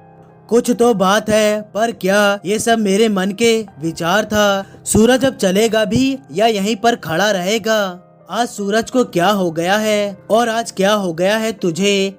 तुम कुछ बोलते क्यों नहीं? मैं सूरज से लगातार कहता जा रहा था, लेकिन वो सिर्फ एक टक मुझे अपनी नजरों से घूरे जा रहा था। उसकी ऐसी हरकत को देखकर अब मुझे गुस्सा आने लगा, और करता भी क्या, हमारे पास वक्त जो नहीं था। हालांकि मैं अपने सभी दोस्तों से उम्र में छोटा था, इसलिए मैं उन सभी का आदर करता था। मैंने अब गुस्से में आकर जोरों से सूरज से बोला, क्या है ये सूरज, ऐसे गूंगे की तरह क्यों मुंह लटकाए खड़ा है? कुछ तो बोलो। सूरज अभी भी कुछ नहीं बोला और मुझे घूर रहा था। हद हो गई यार, क्या हो गया है तुझे? 2 पल में ही इतना कैसे बदल गया तू? ठीक है, तुझे नहीं आना तो मत आ, मैं जा रहा हूँ। मैं इतना कहकर जाने लगा कि तभी अचानक सूरज ने पीछे से मेरा हाथ पकड़ लिया और बोला, इतनी भी जल्दी क्या है रियान? इतनी आसानी से मैं तुझे कैसे जाने दे सकता हूँ? भले मेरी जिंदगी का सवाल है। सूरज के इतना कहते ही मैं वहीं पर भौचुक हो गया और बोला कि क्या तुम मुझे जाने नहीं दोगे? मेरी जिंदगी का सवाल है, इन सब बातों का क्या मतलब है सूरज? तुम कहना क्या चाहते हो? मैंने थोड़ा घबराते हुए कहा। मतलब यही है कि देख लो मैं कौन हूँ, सूरज ने शैतानी मुस्कुराहट में कहा।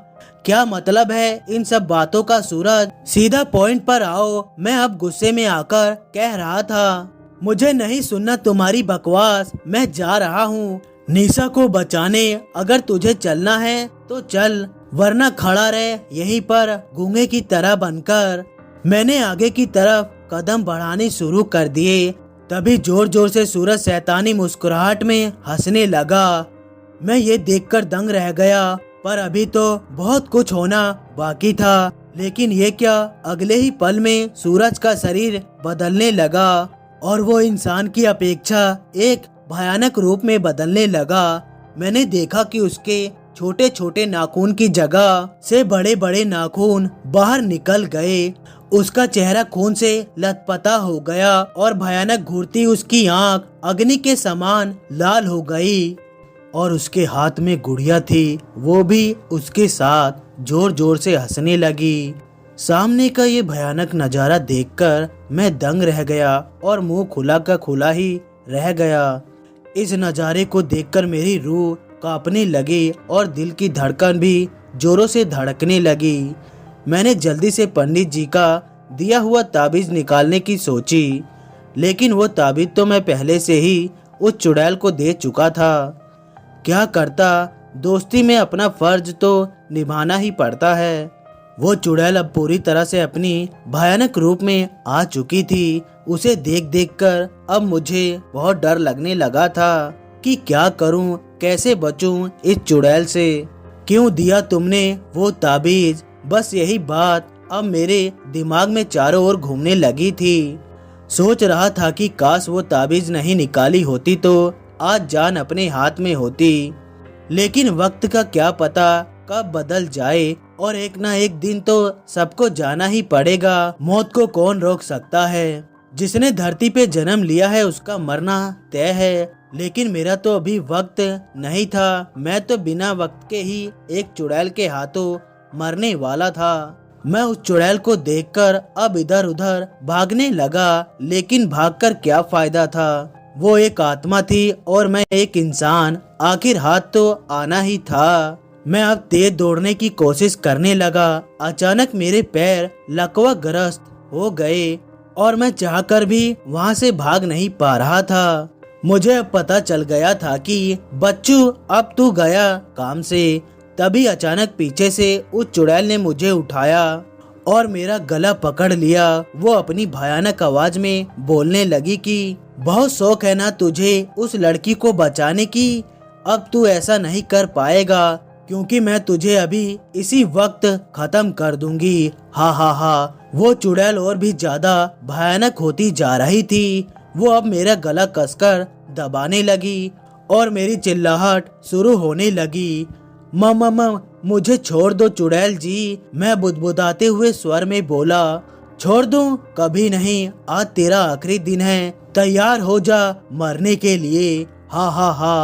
वो अपनी शैतानी मुस्कुराहट में मुझसे कहे जा रही थी और उधर वक्त की कमी की चिंता को लेकर पंडित जी को भी काफी चिंता हो रही थी कि समय बहुत कम है, आखिर रियान कहाँ रह गया। दोस्तों के मुख पर भी यही सवाल था कि आखिर इतनी देर हो गई, कहाँ रह गया रियान, कहीं कुछ हो तो नहीं गया हो।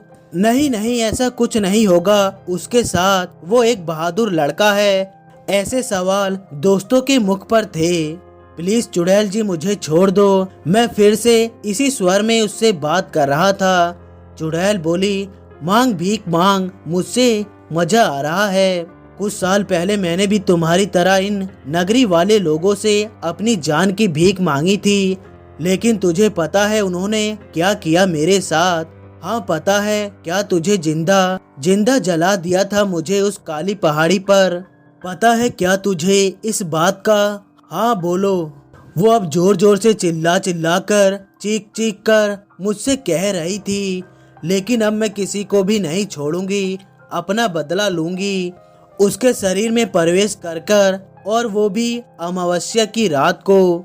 फिर मैं उस पहाड़ी से आजाद हो जाऊंगी और तुम सभी को एक एक करके दर्दनाक मौत दूंगी। हा हा हा। और बात है जहाँ तक तुझे छोड़ने की, तो लाओ वो नीला कमल मुझे दे दो, मैं तुझे बख्श दूंगी। लाओ दे दो मुझे वो नीला कमल जल्दी से। वो बहुत ही भयानक तरीके से मुझसे कह रही थी। मैंने सोचा कि चाहे कुछ भी हो जाए, लेकिन ये नीला कमल मैं इस चुड़ैल को कभी नहीं दूंगा। चाहे मेरी जान ही क्यों ना चली जाए, मुझे उससे कोई फर्क नहीं पड़ता। फर्क है तो सिर्फ निशा की जान का। मैंने उसे उत्तर में कुछ भी नहीं कहा और अपनी बात पर अटल रहा। इधर अब उन सबको मेरी चिंता सताने लगी कि आखिर रियान अभी तक आया क्यों नहीं। मुस्कान बोली, पंडित जी रियान अभी तक नहीं आया, आखिर क्या हुआ होगा वहाँ उसके साथ? हाँ पंडित जी, वो अभी तक भी नहीं आया और शाम भी होने वाली है, हमारे पास वक्त बहुत कम है, मेरे सभी दोस्तों ने पंडित जी से कहा। पंडित राव बोले, बेटा मैं ये तो नहीं देख सकता कि रियान इस वक्त कहाँ है, लेकिन हाँ मैं ये बता सकता हूँ कि वो मुसीबत में है या नहीं। तो जल्दी बताइए पंडित जी, मेरे दोस्तों ने पंडित जी से कहा। पंडित राव बोले, ठीक है, मैं अभी ध्यान लगाता हूँ कि वो किसी मुसीबत में है या नहीं।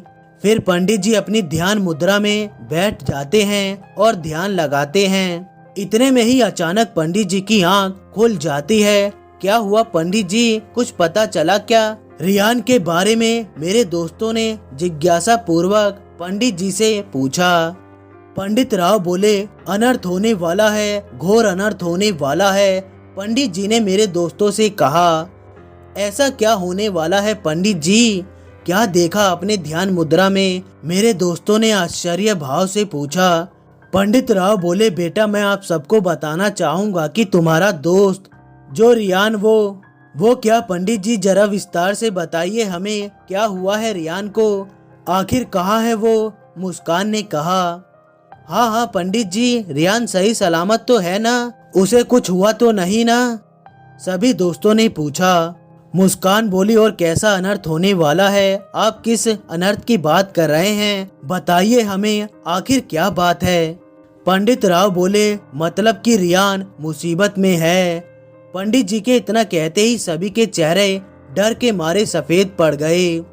क्या रियान मुसीबत में है? सभी दोस्तों का मुंह खुला का खुला रह गया।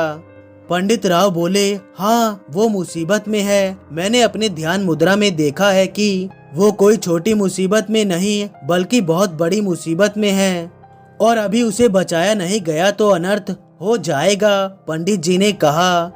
सूरज बोला, पर कैसे पंडित जी, आखिर कैसे बचाया जाए उसे? कोई तो उपाय होगा। पंडित राव बोले, एक उपाय है उसे बचाने का। कैसा उपाय? जल्दी बताइए पंडित जी, मेरे दोस्तों ने कहा। पंडित राव बोले, उपाय ये है कि अगर रियान को बचाना है तो तुम लोगों में से किसी एक को उस सांपों की नगरी में जाना होगा। पर यह कैसे संभव है पंडित जी? आपने ही कहा था कि उस नगरी में सिर्फ एक ही व्यक्ति प्रवेश कर सकता है, ना कि दूसरा। राहुल ने पंडित जी से कहा। पंडित राव बोले, हाँ मैंने कहा था, लेकिन अगर नागराज से हमें उसकी अनुमति मिल जाए तो हम वहाँ जा सकते हैं। पर वो कैसे मिलेगी? भला नागराज तो वही उसी नगरी में है जहाँ पर रियान। सूरज ने पंडित जी से कहा। हाँ पंडित जी, सूरज सही कह रहा है। नागराज तो अपनी नगरी में है और हम उसकी अनुमति के बिना हम वहाँ जा नहीं सकते हैं। अब क्या करें पंडित जी, कैसे अनुमति ले उन नागराज से? सभी दोस्तों ने कहा। पंडित राव बोले, अरे इस बात की तुम लोग चिंता मत करो, नागराज से मैं अपनी शक्तियों से संपर्क कर लूंगा, लेकिन वहाँ जाना तुम लोगों में से किसी एक को होगा। मैं जाऊंगा पंडित जी, सूरज ने एग्रेसिव होकर कहा। पंडित राव बोले, ठीक है बेटा, पर जल्दी आना। मैं अब अपनी शक्तियों से नागराज से संपर्क करता हूँ।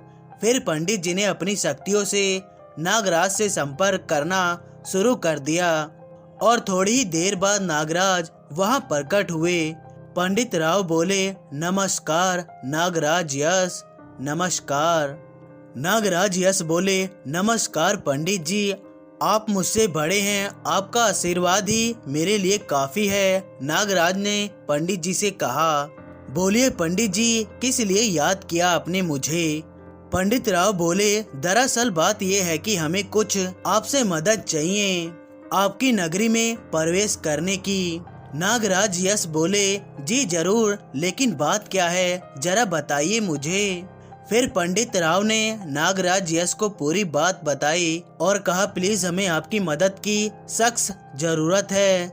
नागराज यश बोले, तो वो लड़का अभी तक नहीं आया आपके पास? मैंने तो उसे कब का नीला कमल दे दिया था।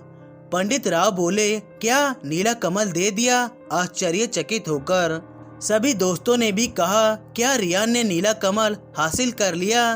तो फिर आया क्यों नहीं? नागराज यश बोले, हाँ मैंने उससे कुछ सवाल पूछे थे, उसने उसका जवाब दिया था। उसकी बदौलत खुश होकर मैंने उसको नीला कमल दे दिया था, लेकिन अभी तक आया नहीं, पता नहीं क्यों। पंडित राव बोले, दरअसल बात यह है कि मैंने अपनी ध्यान मुद्रा में रियान को मुसीबत में पाया है, इसलिए आपकी अनुमति चाहिए थी कि सूरज उस नगरी में जा सके और पता कर सके कि आखिर किसी मुसीबत में है या नहीं। नागराज यश बोले, बेशक, जरूर मेरी अनुमति है, लेकिन थोड़ा संभल कर जाना। इतना कहकर नागराज वापस अपनी नगरी लौट गए। पंडित राव बोले, बेटा सूरज, अब अनुमति मिल गई है और अब तुम्हें जल्दी से जल्दी जाकर अपने दोस्त की मदद करनी चाहिए ताकि हम अमावस से पहले वो नीला कमल ला सकें। जी जरूर पंडित जी, अब मुझे आज्ञा दीजिए ताकि मैं अपने दोस्त की मदद कर सकूं। सूरज ने अमन भाव से कहा। पंडित राव बोले, जरूर बेटा, मेरा आशीर्वाद तुम्हारे साथ है, ये ले लो, तुम्हें किसी रास्ते में बुरी शक्ति से बचाएगा। सूरज बोला, ये क्या है पंडित जी? पंडित राव बोले, बेटा ये गंगा जल है, जो किसी भी बुरी शक्ति पर छिड़कने से वो तुम्हारे से दूर चली जाएगी। ठीक है पंडित जी, अब मुझे आज्ञा दीजिए। फिर सूरज ने वो गंगा जल लिया और निकल गया उस सांपों की नगरी की ओर। सूरज मन ही मन में बात कर रहा था कि समय बहुत कम है, सूरज तेरे पास समय बहुत कम है, जल्दी चल। अब चुड़ैल ने मुझे जख्मी कर दिया था, अब मैं अपने आप में एक जिंदा लाश की तरह हो गया। और मेरे शरीर के कुछ अंगों ने अब काम करना बंद भी कर दिया था। चुड़ैल बोली, मर तू ऐसे ही मर, आज तुझे मैं ऐसी दर्दनाक मौत दूंगी कि इन नगरी वालों लोगों की रूह कांप जाएगी। तड़पा तड़पा के मारूंगी तुझे आज। चुड़ैल भयानक होती जा रही थी और मैं मरता ही जा रहा था। तभी अचानक मेरे होश उड़ गए। मैंने देखा कि मेरा दोस्त जो कि सूरज, वो मुझे आता हुआ दिखाई दिया। मैं आश्चर्यचकित रह गया और कुछ बोलने लगा। उससे पहले ही सूरज ने मुझे दूर से ही चुप रहने का इशारा कर दिया। मैं इस बात को लेकर भौचुक तो था ही कि सूरज के शरीर में तो ये चुड़ैल है, फिर ये कहां से आ गया। सूरज ने उस चुड़ैल को जरा सा भी शक नहीं होने दिया और धीमे कदमों से पीछे से आकर उस चुड़ैल पर गंगा जल छिड़क दिया। गंगा जल छिड़कने के बाद वो चुड़ैल ऐसे करने लगी मानो किसी ने उसे जला दिया हो। वो एकदम से जोर जोर से चिल्लाने लगी। वो फिर से मुझ पर वार करने लगी तो सूरज ने फिर से वो गंगा जल उस पर छिड़क दिया। इस बार वो और भी भयानक होकर जोर जोर से चिल्लाने लगी और फिर कुछ ही क्षण भर में गायब हो गई। सूरज बोला, तू ठीक तो है ना रियान, तुझे कुछ हुआ तो नहीं? रियान बोला, हाँ मैं ठीक हूँ दोस्त, शुक्रिया तुम्हारा। सूरज बोला, नहीं यार, दोस्ती में कैसा शुक्रिया, ये तो मेरे दोस्त होने का फर्ज बनता है। अब चल, सवाल जवाब बाद में कर लेना, पहले निशा को बचाना है और कल अमावस भी है। हाँ, पर वो मैं आगे कुछ बोलूं इससे पहले उसने मेरा हाथ पकड़ लिया और साथ ले गया। मैं उसके साथ चल रहा था, लेकिन मन में इस बात को लेकर कि आखिर उस चुड़ैल ने सूरज का रूप लिया था या फिर कोई और। सूरज, ये बता कि तुझे कैसे पता चला कि मैं मुसीबत में हूँ? मैंने पूछा। सूरज बोला, अभी तू सवाल जवाब छोड़ और ये ले, बांध ले इसे, ताकि वो चुड़ैल तुझ पर हमला ना कर सके। ये क्या है सूरज? मैंने उससे कहा। और तुम बात को काटे जा रहे हो? मैंने पूछा। कि वो चुड़ैल तुम्हारा रूप लेकर आई, मैंने खुद देखा है। सूरज बोला, अरे यार, सिर्फ तुम्हें भ्रमित करने के लिए था, असल में वो निशा के शरीर में ही है। क्या? मैं आश्चर्यचकित होकर बोला। सूरज बोला, हाँ भाई, इसमें सोचने वाली क्या बात है, वो तो एक आत्मा है, किसी का भी रूप लेकर आ सकती है। और हाँ, पंडित जी ने तुमसे क्या कहा था कि चाहे कुछ भी हो जाए लेकिन वो ताबीज अपने हाथ से मत उतारना, लेकिन तुमने तो उसे निकाल कर दे दिया, कोई जान की परवाह ना की। वो हंसकर बोला, ए चुकुंदर, वो ताबीज मैंने सिर्फ तुम्हारी वजह से दिया था, क्योंकि मुझे तो तुम ही नजर आ रहे थे, ना कि वो चुड़ैल। और हाँ, वैसे मैंने वो ताबीज इसलिए दिया क्योंकि तुम गिड़गिड़ाने लगे थे मेरे सामने। मैं ठहाके लगाकर हंसने लगा। सूरज बोला, ये कैसे? मैं कभी भी नहीं गिड़गिड़ाता हूँ, समझे? हाँ, पता है मुझे, लेकिन मैं कुछ नहीं कर सकता। भाई, वो चुड़ैल तुम्हारे ही रूप में कह रही थी कि वो ताबीज मुझे दे दो ताकि मुझे कोई बुरा सपना नहीं आए। इतना कहकर मैं जोर जोर से हंसने लगा।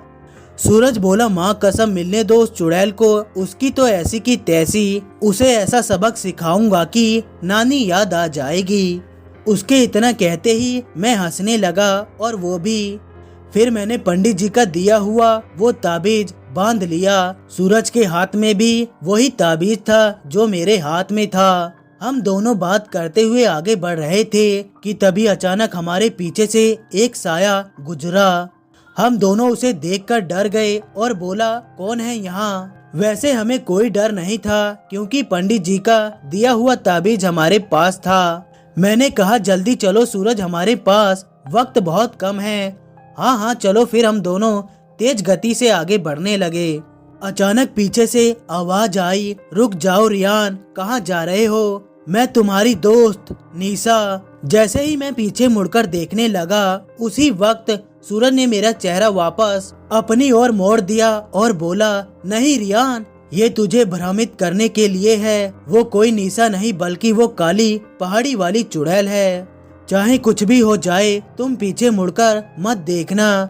और हाँ, जब तक पंडित जी का दिया हुआ ये ताबीज हमारे पास है, तब तक वो हमें हाथ भी नहीं लगा सकती है। इसलिए वो हमें भ्रमित कर रही है और ये नीला कमल हमसे लेना चाहती है ताकि उसका अंत ना हो। मैं डर गया और बोला कि ठीक है सूरज, कुछ भी हो जाए लेकिन मैं पीछे नहीं देखूंगा। हम दोनों तेज गति से दौड़ने लगे, लेकिन आवाज वैसे ही आ रही थी कि रुक जाओ रियान, वरना मैं तुम्हारी निशा का अंत कर दूंगी। तुम उसकी बातों में मत आना रियान, वो ऐसा नहीं कर सकती क्योंकि उसे खुद एक शरीर चाहिए। आगे बढ़ते रहो रियान, बिल्कुल भी मत रुकना, तुम्हें हमारी दोस्ती की कसम।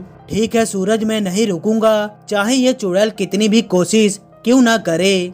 हम दौड़ते दौड़ते उस जंगल के पास आ गए थे और वहीं से हमें रास्ता दिखा वापस गुड़ियापुरी नगर जाने का। देखो रियान, वो रहा रास्ता नगरी के अंदर जाने का, जल्दी चलो, वक्त बहुत कम है। सूरज ने मुझसे कहा। हाँ, अब हमने जी जान लगा दी थी उस रास्ते पर जाने की और अंत में हम उस जंगल के पार पहुंच गए उस नगरी में। हम दोनों नगरी के अंदर जाकर रुक गए। मेरी तो सांस ही अटक गई थी। मैंने जोरों जोरों से सांस भरते हुए कहा। सूरज बोला पेट पर हाथ लगाकर, हाँ भाई, लेकिन अंत में हम नगरी में आने में कामयाब हो गए। मेरी भी सांस फूलने लगी। अब चलो चलते हैं पंडित जी के पास। हम दोनों ने थोड़ा आराम किया और फिर पंडित जी के पास चले गए। मेरे दोस्त और पंडित जी हमें देखकर बहुत खुश हुए। रियान, तुम ठीक तो हो ना, और तुम्हें कुछ हुआ तो नहीं ना? मुस्कान ने कहा। हाँ हाँ रियान, तुझे कुछ हुआ तो नहीं? राहुल ने भी कहा। अरे अरे, घबराने की कोई जरूरत नहीं है, मैं एकदम ठीक हूँ। और हाँ, जिसके पास इतने बहादुर दोस्तों की दुआ हो उसे भला क्या हो सकता है। सूरज ने ही मुझे सही समय पर आकर बचाया, वरना मेरा तो खात्मा कब का हो जाता। पंडित राव बोले, मतलब ऐसा क्या मुसीबत में थे तुम? पंडित जी के छूने पर मैंने उन्हें सारी बात बताई। सभी के सभी बात को सुनकर भौचुक रह गए और बोले, क्या उस चुड़ैल से तुम्हारा सामना हुआ था? पंडित राव बोले, भगवान का लाख लाख शुक्र है कि तुम सही सलामत हो। अब हमें बिना समय बिताए निशा को बचाने की तैयारी करनी चाहिए ताकि हमें अमावस के ठीक समय पर उस चुड़ैल का अंत कर सकें। हाँ, पंडित जी सही कह रहे हैं, हमें जल्दी से जल्दी निशा को बचाने की तैयारी शुरू कर देनी चाहिए। मैंने अपने दोस्तों से कहा। सभी ने हाँ में हाँ मिलाते हुए कहा, ठीक है। पंडित राव बोले, लाओ बेटा वो नीला कमल मुझे दो। पंडित जी के कहे अनुसार मैंने वो नीला कमल उन्हें दे दिया। पंडित राव बोले, याद रहे कल अमावस है और कल का दिन उस चुड़ैल के लिए सबसे खास दिन है, क्योंकि वो कल के ही दिन निशा को एक भयानक चुड़ैल बनाएगी। इसलिए हमें कल अमावस को ही उस चुड़ैल का अंत करना होगा, वरना वो निशा को भयानक चुड़ैल बनाकर और उसके शरीर में प्रवेश कर तबाही का मंजर फैला देगी। सभी पंडित जी के कहने पर हवन की तैयारी करने लगे। आज काली घनघोर अमावस थी। आज का दिन चुड़ैल के लिए तो खास था ही, लेकिन हमारे लिए भी कम नहीं था, क्योंकि आज के दिन उसका अंत जो करना था। पंडित राव बोले, सब लोग हवन की तैयारी में जुट जाओ, मैं अपने मंत्रों से उस चुड़ैल को यहाँ पर बुलाऊंगा। इसलिए इस भूतिया गुड़िया यज्ञ में कोई कसर नहीं रहनी चाहिए। अगर थोड़ी सी भी कहीं पर भूल हो गई तो पूरा काम चौपट हो जाएगा और यज्ञ भी अधूरा रह जाएगा। उसके बाद हम कुछ नहीं करेंगे, जो करेगी वो सब चुड़ैल ही करेगी। तो याद रहे, मैंने जो कहा उसका पूरा ध्यान होना चाहिए। यज्ञ में कोई कसर नहीं रहनी चाहिए। जी पंडित जी, हम सब भी यही चाहते हैं कि हम वादा करते हैं आपसे, चाहे कुछ भी हो जाए, लेकिन इस यज्ञ में कोई भी कमी या इसे अधूरा नहीं होने देंगे। हम सब ने उन्हें तसल्ली देते हुए कहा। पंडित राव बोले, तो ठीक है, अब हमें बिना समय गवाए यज्ञ की तैयारी शुरू कर देनी चाहिए, ताकि हम सब निशा को एक भयानक चुड़ैल बनने से रोक सके। हाँ, आप सही कह रहे हो पंडित जी, हमें अभी से तैयारी शुरू कर देनी चाहिए, मैंने कहा। सभी ने भी हाँ में हाँ मिलाते हुए कहा, हमें तैयारी शुरू करनी चाहिए। पंडित राव बोले तो ठीक है, चलो मेरे साथ। पंडित जी के कहे अनुसार हम सब उनके साथ चले गए। फिर पंडित जी हमें एक बड़ी सी गुफा के अंदर ले गए जहां वो पहले शायद रहते थे। पंडित जी, ये कौन सी जगह है और इस गुफा में क्यों लेकर आए हैं आप हमें? मैंने उनसे पूछा। पंडित राव बोले, ये जगह कोई मामूली जगह नहीं है, यहाँ पर पहले भी मैंने कई यज्ञ किए हैं। सूरज बोला, इसका मतलब है कि यहाँ पर ही यज्ञ करने वाले हैं क्या पंडित जी? पंडित राव बोले, हाँ सही फरमाया, हम सभी यहीं पर ही यज्ञ करने वाले हैं, पर सावधान रहना, वो चुड़ैल किसी न किसी का ध्यान जरूर भटकाएगी, क्योंकि उसके लिए आज का दिन बेहद ही खास है। ये लो, ये ताबीज पहन लो सब लोग, इससे वो चुड़ैल तुम्हारा कुछ भी नहीं कर पाएगी, लेकिन हाँ वो ध्यान जरूर भटकाएगी। तो स्मरण रहे कि यज्ञ के समय चाहे कुछ भी हो जाए, तुम लोग अपना ध्यान नहीं हटाना है। ठीक है पंडित जी, हम अपना ध्यान यज्ञ से बिल्कुल भी नहीं हटाएंगे। हम सबने पंडित जी से साहस पूर्वक कहा। फिर पंडित जी ने यज्ञ की तैयारी शुरू कर दी और हम सबने एक एक कर पंडित जी का दिया हुआ ताबीज पहन लिया और यज्ञ में बैठ गए। पंडित जी ने अब एक एक कर भूतिया मंत्र बोलने शुरू कर दिए। वो लगातार बोल रहे थे, लेकिन चुड़ैल आने का नाम ही नहीं ले रही थी। अब उन्होंने जोर जोर से मंत्र बोलने शुरू कर दिए। तभी अचानक पीछे से एक भयानक साया आया। हम सब डर गए। पंडित जी लगातार मंत्र बोल रहे थे और बार बार हमें कह रहे थे कि चुड़ैल का समय शुरू हो चुका है, वो यहाँ पर आ गई है, तो तुम सब सावधान रहना। हम सबने पंडित जी से कह दिया कि ठीक है पंडित जी, हम सावधान रहेंगे। इस बार वो साया मुस्कान के पीछे से गया। वो थोड़ी डर गई। सूरज बोला, डरना मत मुस्कान, वो तुम्हारा ध्यान भटकाने की कोशिश कर रहा है, इसलिए तुम डरना मत, चाहे कुछ भी हो जाए। जब तक पंडित जी का दिया हुआ ताबीज तुम्हारे पास है, वो कुछ भी नहीं कर सकती है। हाँ मुस्कान, डरना मत। याद रखना कि पंडित जी ने हमसे क्या कहा था कि जब तक यज्ञ पूरा ना हो तब तक हमें अपना ध्यान नहीं हटाना है। मैंने कहा। मुस्कान बोली, हाँ मुझे पता है, मैं अपना ध्यान बिल्कुल भी नहीं हटाऊंगी, उसने साहस पूर्वक हमसे कहा। पंडित जी की मंत्रों की ध्वनि लगातार बढ़ती ही जा रही थी और उसके साथ उस साये की भी। अब वो साया हम सबका ध्यान भटकाने की कोशिश करने लगा। हम थोड़ा बहुत डर गए, लेकिन हम सब बाद में सहम भी गए और पंडित जी की कही हुई बातों पर अटल रहे। अचानक वो साया निशा के रूप में पंडित जी की ओर हम सबके सामने आ गया। उस भयंकर नजारे को सामने देखकर हम सबके होश उड़ गए। खून से लथपथ वो भयानक चेहरा, हाथ के बड़े बड़े नाखून और खुले लंबे बाल और गुस्से से लथपथाती लाल आंख, एक भयानक से भयानक चुड़ैल का रूप था वो। एक पल के लिए हम सबके होश उड़ गए, लेकिन निशा की ऐसी हालत को देखकर रोना भी आ गया। मैंने कहा, निशा निशा, मैं उसे कुछ कहने लगा, तभी पंडित जी ने मुझे रोक दिया। पंडित राव बोले, रुको रियान, शायद तुम भूल रहे हो कि इस वक्त ये तुम्हारी दोस्त निशा नहीं बल्कि वो चुड़ैल है। हाँ पंडित जी, मैं जानता हूँ, लेकिन मुझसे निशा को ऐसी हालत में देखा नहीं जा रहा है। पंडित राव बोले, मैं जानता हूँ बेटा, इस वक्त हमें अपना यज्ञ पूरा करना है और इस चुड़ैल का खात्मा, तो अभी रुको, ये सही समय नहीं है उससे बात करने का। मैंने पंडित जी की कही गई सभी बातों को अपने दिल में धारण कर लिया और कहा, ठीक है पंडित जी। फिर पंडित जी ने उस चुड़ैल से बात करना शुरू कर दिया। पंडित राव बोले, तुम चाहती क्या हो? उस पर भभूति फेंकते हुए कहा। चुड़ैल बोली, मुझे जो चाहिए क्या वो तुम मुझे दोगे? बोलो, वो हम सबको घूरती हुई कह रही थी। पंडित राव बोले, तुम कहना क्या चाहती हो? क्या चाहती हो तुम, बोलो। चुड़ैल बोले, मुझे जो चाहिए शायद वो तू नहीं दे सकेगा। पंडित राव बोले, तू बोल तो सही, क्या चाहिए तुझे? चुड़ैल बोली, मुझे नगरी वालों की और तुम सबकी जान चाहिए, बोल देगा क्या तू पंडित? चुड़ैल के इतना कहते ही हम सबके होश उड़ गए। मैंने कहा पंडित जी ये चुड़ैल क्या बोल रही है। पंडित जी ने मुझसे कहा रियान तुम रुको, मैं बात कर रहा हूँ इससे। पंडित राव बोले नहीं, ऐसा कदापि नहीं हो सकता, तुम्हारा ये मकसद कभी भी कामयाब नहीं हो सकता, मैं तुम्हें अभी जलाकर भस्म कर दूंगा। पंडित जी ने गुस्से में आकर कहा।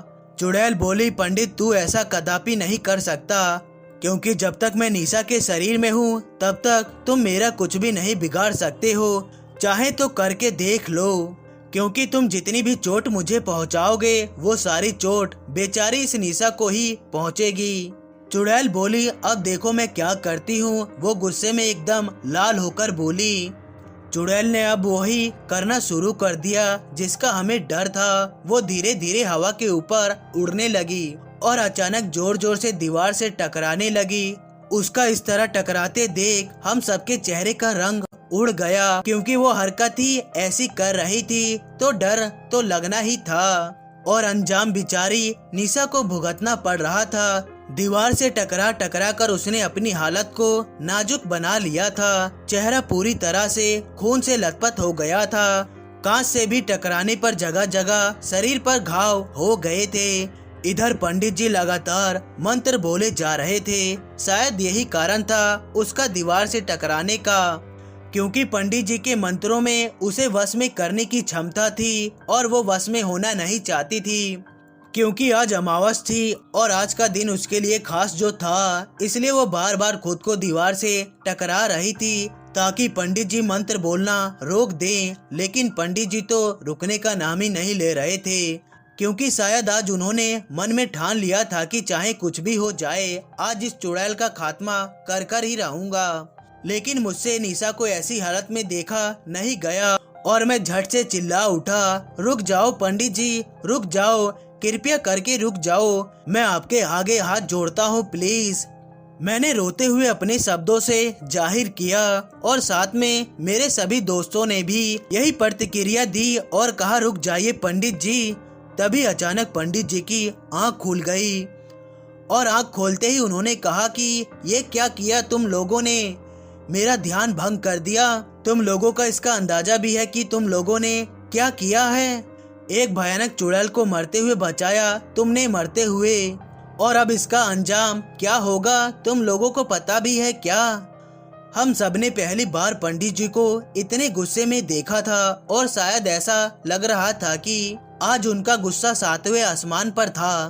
पंडित जी वो हम सबने इसलिए कहा क्योंकि वो चुड़ैल निशा पर बहुत ज्यादा हावी हो चुकी थी। अगर हम आपका ध्यान भंग नहीं करते तो शायद वो चुड़ैल निशा को भंग कर देती।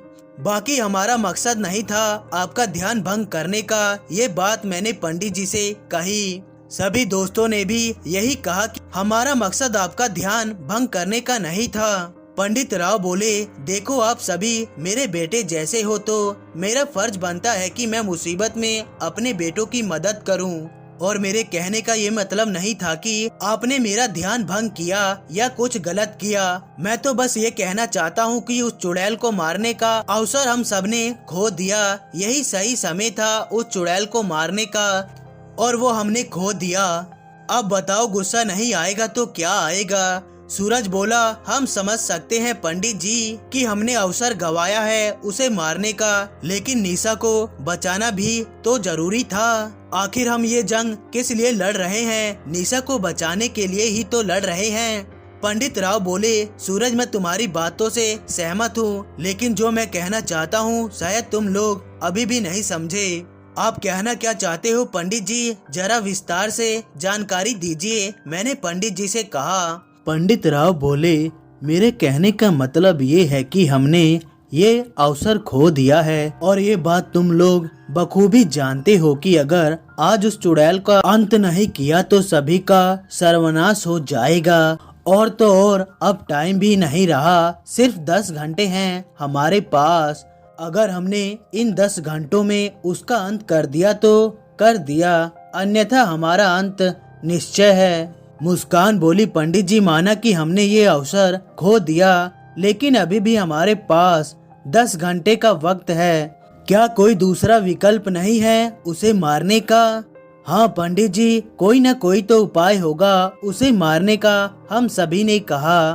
पंडित जी बोले, हाँ एक उपाय है उसे मारने का, लेकिन वो उपाय बहुत ही कठिन है। तलवार की धार पर चलना और उस एकमात्र बचे रास्ते को अपनाना दोनों ही समान हैं। चाहे कितनी भी कठिनाई क्यों ना हो, हमें मंजूर है। पंडित जी, हम सभी ने एक निष्ठा होकर कहा। पंडित राव बोले, मुझे यही उम्मीद थी तुमसे बच्चों, कि तुम सब उस रास्ते को जरूर अपनाओगे। हाँ पंडित जी, आखिर हमने पीछे मुड़ना सीखा ही नहीं है। बस आप उपाय बताइए जल्दी से, हम सबने कहा। पंडित राव बोले, ठीक है बच्चों, तो उपाय ये है कि हमें उस काली पहाड़ी के अंदर जाना होगा और उस चुड़ैल की गुड़िया की उसी के यज्ञ में आहुति देनी होगी, तब जाकर उस चुड़ैल का अंत होगा। और ये इतना आसान नहीं है, क्योंकि वो गुड़िया यज्ञ के सामने उसके पास ही रहेगी। चाहे कितना भी कठिन काम क्यों न हो पंडित जी, हम उस चुड़ैल का खात्मा कर ही दम लेंगे। सभी ने गुस्से में आकर कहा। पंडित राव बोले, शाबाश बच्चों शाबाश, मुझे पता था तुम यही कहोगे कि हम तैयार हैं उस चुड़ैल का खात्मा करने के लिए। शाबाश, मुझे तुम सब पर गर्व है, तुम्हारी दोस्ती पर और तुम्हारी बहादुरी पर गर्व ही गर्व है। बच्चों, मुझे तुम सब पर। अब चलो, हमें बिना देर किए चलना चाहिए उस काली पहाड़ी पर, ताकि हम कामयाब हो सकें अपने इस मकसद में। चलो सभी। पंडित जी के इतना कहते ही हम सब चल पड़े उसके उस काली पहाड़ी पर, जहां हमें खात्मा करना था उस चुड़ैल का और बचाना था निशा को। राहुल बोला, सूरज, क्या तुम पूरे कॉन्फिडेंट में हो कि हम खात्मा कर पाएंगे उस चुड़ैल का? सूरज बोला, कॉन्फिडेंट नहीं, ओवर कॉन्फिडेंट बोल।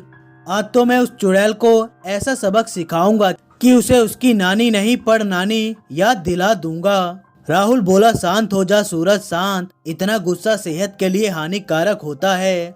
और जहाँ तक तू बता रहा है कि पर नानी याद दिलाने की, तो इतना ओवर कॉन्फिडेंट मत हो, क्योंकि क्या पता वो चुड़ैल तुम्हें ऐसा धोए कि कहीं तुम्हें तुम्हारी पर नानी की जगह सड़ नानी याद ना आ जाए। राहुल की इस बात पर हम सब हंसकर लोटपोट हो गए। सूरज बोला, राहुल तेरी तो रुक, अभी बताता हूँ तुझे, सावधान हो जाओ, आ रहा हूँ मैं। इतना कहकर सूरज उसके पीछे दौड़ने लगा और वो आगे। तभी राहुल दौड़कर पंडित जी के पास चला गया और बोला, पंडित जी बचाइए मुझे इस मनुष्य आग के गोले से, वरना जलाकर राख कर देगा। ये मुझे भी और खुद को भी बचाइए राव पंडित जी, बचाइए। राहुल हमेशा से ही मजाकिया था, वो ज्यादातर शब्दों को उल्टा ही बोलता था। सूरज बोला, आज तुझे कोई नहीं बचा सकता, तूने मुझे आग का गोला बोला, रुक, यही आग का गोला तुझ पर बरसेगा। पंडित राव बोले, शांत हो जाओ सूरज, ये भोला है, तुम इसकी बातों में मत आओ, हमें अपना मकसद पूरा करना है और इसके लिए हमारे पास ज्यादा वक्त नहीं है, तो इसे छोड़ो और मकसद पर ध्यान दो। समझ गए ना कि मैं क्या कह रहा हूँ? जी पंडित जी, मैं समझ गया। सूरज मन में सोच रहा था कि आज तो तू बच गया बेटा, लेकिन अगली बार तुझे तुम्हारी नानी याद नहीं दिलाई ना, तो मेरा नाम भी सूरज नहीं। उसके बाद थोड़ी ही देर में हम सब पहुंच गए उस काली पहाड़ी पर, जहां वो चुड़ैल महायज्ञ कर रही थी। हमें उस चुड़ैल की आवाज सुनाई दी, वो जोर जोर से लगातार इसी तरह मंत्र बोले जा रही थी। अमावस की काली घटा छा चुकी थी, चारों तरफ घोर अंधेरा छा गया था। हमारे पास सिर्फ 5 घंटे बचे थे और चुड़ैल के लिए आज का दिन खास होते ही जा रहा था। उसकी भयानक हंसी हमें बाहर तक सुनाई दे रही थी। हम सब निश्चिंत होकर अंदर प्रवेश कर गए।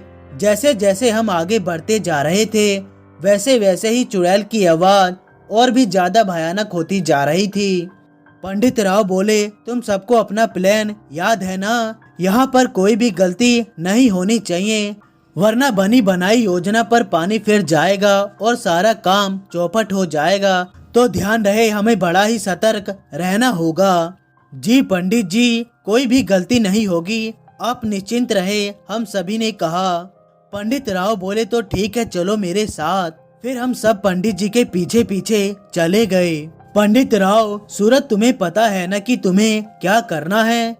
तुम्हें कैसे भी करके उसका ध्यान हटाना है और उसे अपने पीछे लगाना है, और फिर मौका मिलते ही रियान उस गुड़िया को उसके यज्ञ में फेंक देगा। बस यही हमारा प्लान है, याद रहे उसे पता नहीं चलना चाहिए। मैं तुम्हारे साथ हूँ, वरना सारी योजना बेकार चली जाएगी। सूरज बोला, जी पंडित जी, मैं समझ गया हूँ कि मुझे किस तरह से काम करना है। आप चिंता ना करें, मैं उसका ध्यान भटकाने में जरूर कामयाब होऊंगा। ठीक है बेटा, मेरा आशीर्वाद तुम्हारे साथ है। और रियान, मौका मिलते ही तुम उस गुड़िया की यज्ञ में आहुति दे देना। पंडित जी ने कहा। जी पंडित जी, बस मौका मिलने दो, चौका मारना मेरा काम है, मैंने पंडित जी से तसल्ली पूर्वक कहा। मुस्कान और राहुल, तुम्हें इस तरफ भागना है और सूरज उस तरफ भागेगा ताकि वो चुड़ैल कठिनाई में पड़ जाए। समझ गए ना तुम दोनों? उन्होंने भी हाँ में हाँ मिलाते हुए कहा। जी पंडित जी, और मैं किसी अन्य रूम में जाकर अपने मंत्रों की साधना करूंगा ताकि वो चुड़ैल तुम सब पर शक्तियों का प्रयोग ना कर सके। समझ गए ना?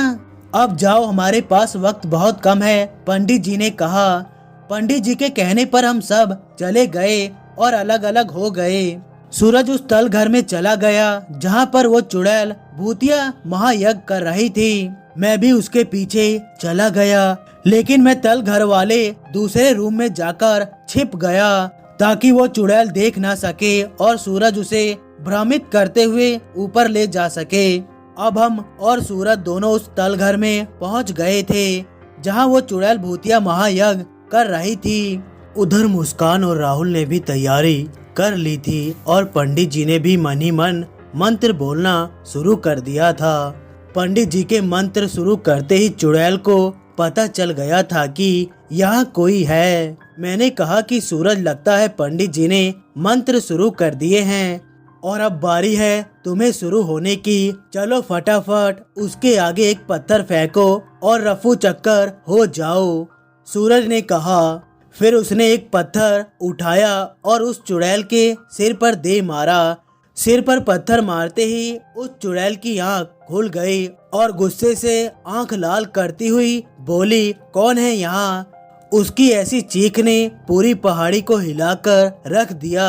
मुस्कान और राहुल को भी पता चल चुका था कि अब चुड़ैल आने वाली है। चुड़ैल की बच्ची, मैंने किया तुम्हारा ध्यान भंग, सामने जाकर सूरज ने कहा। पासी के कमरे में जाकर छुप गया ताकि वो चुड़ैल बाहर निकले और मुझे मौका मिल जाए। चुड़ैल लाल पीली होकर बोली, तुम्हारी इतनी हिम्मत कि तुमने मेरा यज्ञ भंग किया, अब इसकी कीमत तुझे अपनी जान देकर चुकानी पड़ेगी। सावधान हो जाओ मेरे वार से। इतना कहकर चुड़ैल वार करने लगी, लेकिन उसकी शक्तियों ने उसका साथ नहीं दिया। वो कठिनाई में पड़ गई और बोली, ये क्या हो रहा है मेरे साथ? मेरी शक्तियाँ काम क्यों नहीं कर रही हैं? हम समझ गए कि पंडित जी की मंत्र बोलने से इसकी शक्तियाँ काम नहीं कर रही हैं। सूरज उसे ठेंगा दिखाते हुए बोला, चकुंदरी, तुम्हारी शक्तियाँ नहीं चलने वाली हैं, हिम्मत है तो मुझे पकड़ के दिखाओ। चुड़ैल बोली, शक्तियाँ नहीं चल रही हैं तो क्या हुआ? हाथ तो है ना, तुम्हारा गला दबाकर अंत कर दूंगी। सूरज बोला, अंत तो बाद में करना, पहले पकड़ के दिखाओ मुझे। सूरज के इतना कहते ही वो सूरज के पीछे दौड़ने लगी। सूरज वहाँ से ऊपर के तल घर में चला गया जहाँ पर मुस्कान और राहुल थे, और वो चुड़ैल भी सूरज के पीछे पीछे चली गई। उसी मौके का फायदा उठाकर मैं चुड़ैल वाले कमरे में चला गया और जाते ही देखा कि वो गुड़िया वहीं पर थी। चुड़ैल सूरज से तेज दौड़ी और तेज दौड़कर उसने सूरज का गला कसकर पकड़ लिया। सूरज छटपटाने लगा, लेकिन मैंने बिना देर किए उस भूतिया गुड़िया को भूतिया महायज्ञ में डाल दिया। उस गुड़िया को यज्ञ में डालते ही वो चुड़ैल जोर जोर से चिल्लाने लगी और छटपटाने लगी। थोड़ी देर तक वो ऐसा ही छटपटाने लगी और उसके बाद काले धुएं में परिवर्तन होकर उड़ गई। फिर मैं जल्दी से निशा को लेकर ऊपर के तल घर में गया।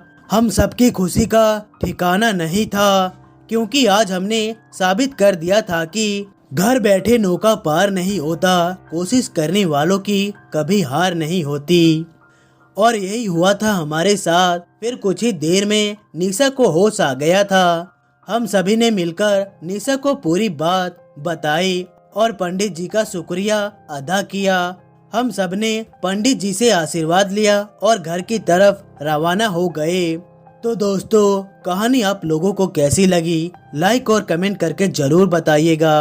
और हाँ दोस्तों, प्लीज हमारे चैनल को सब्सक्राइब करना ना भूलिएगा। मिलते हैं अगली वीडियो में।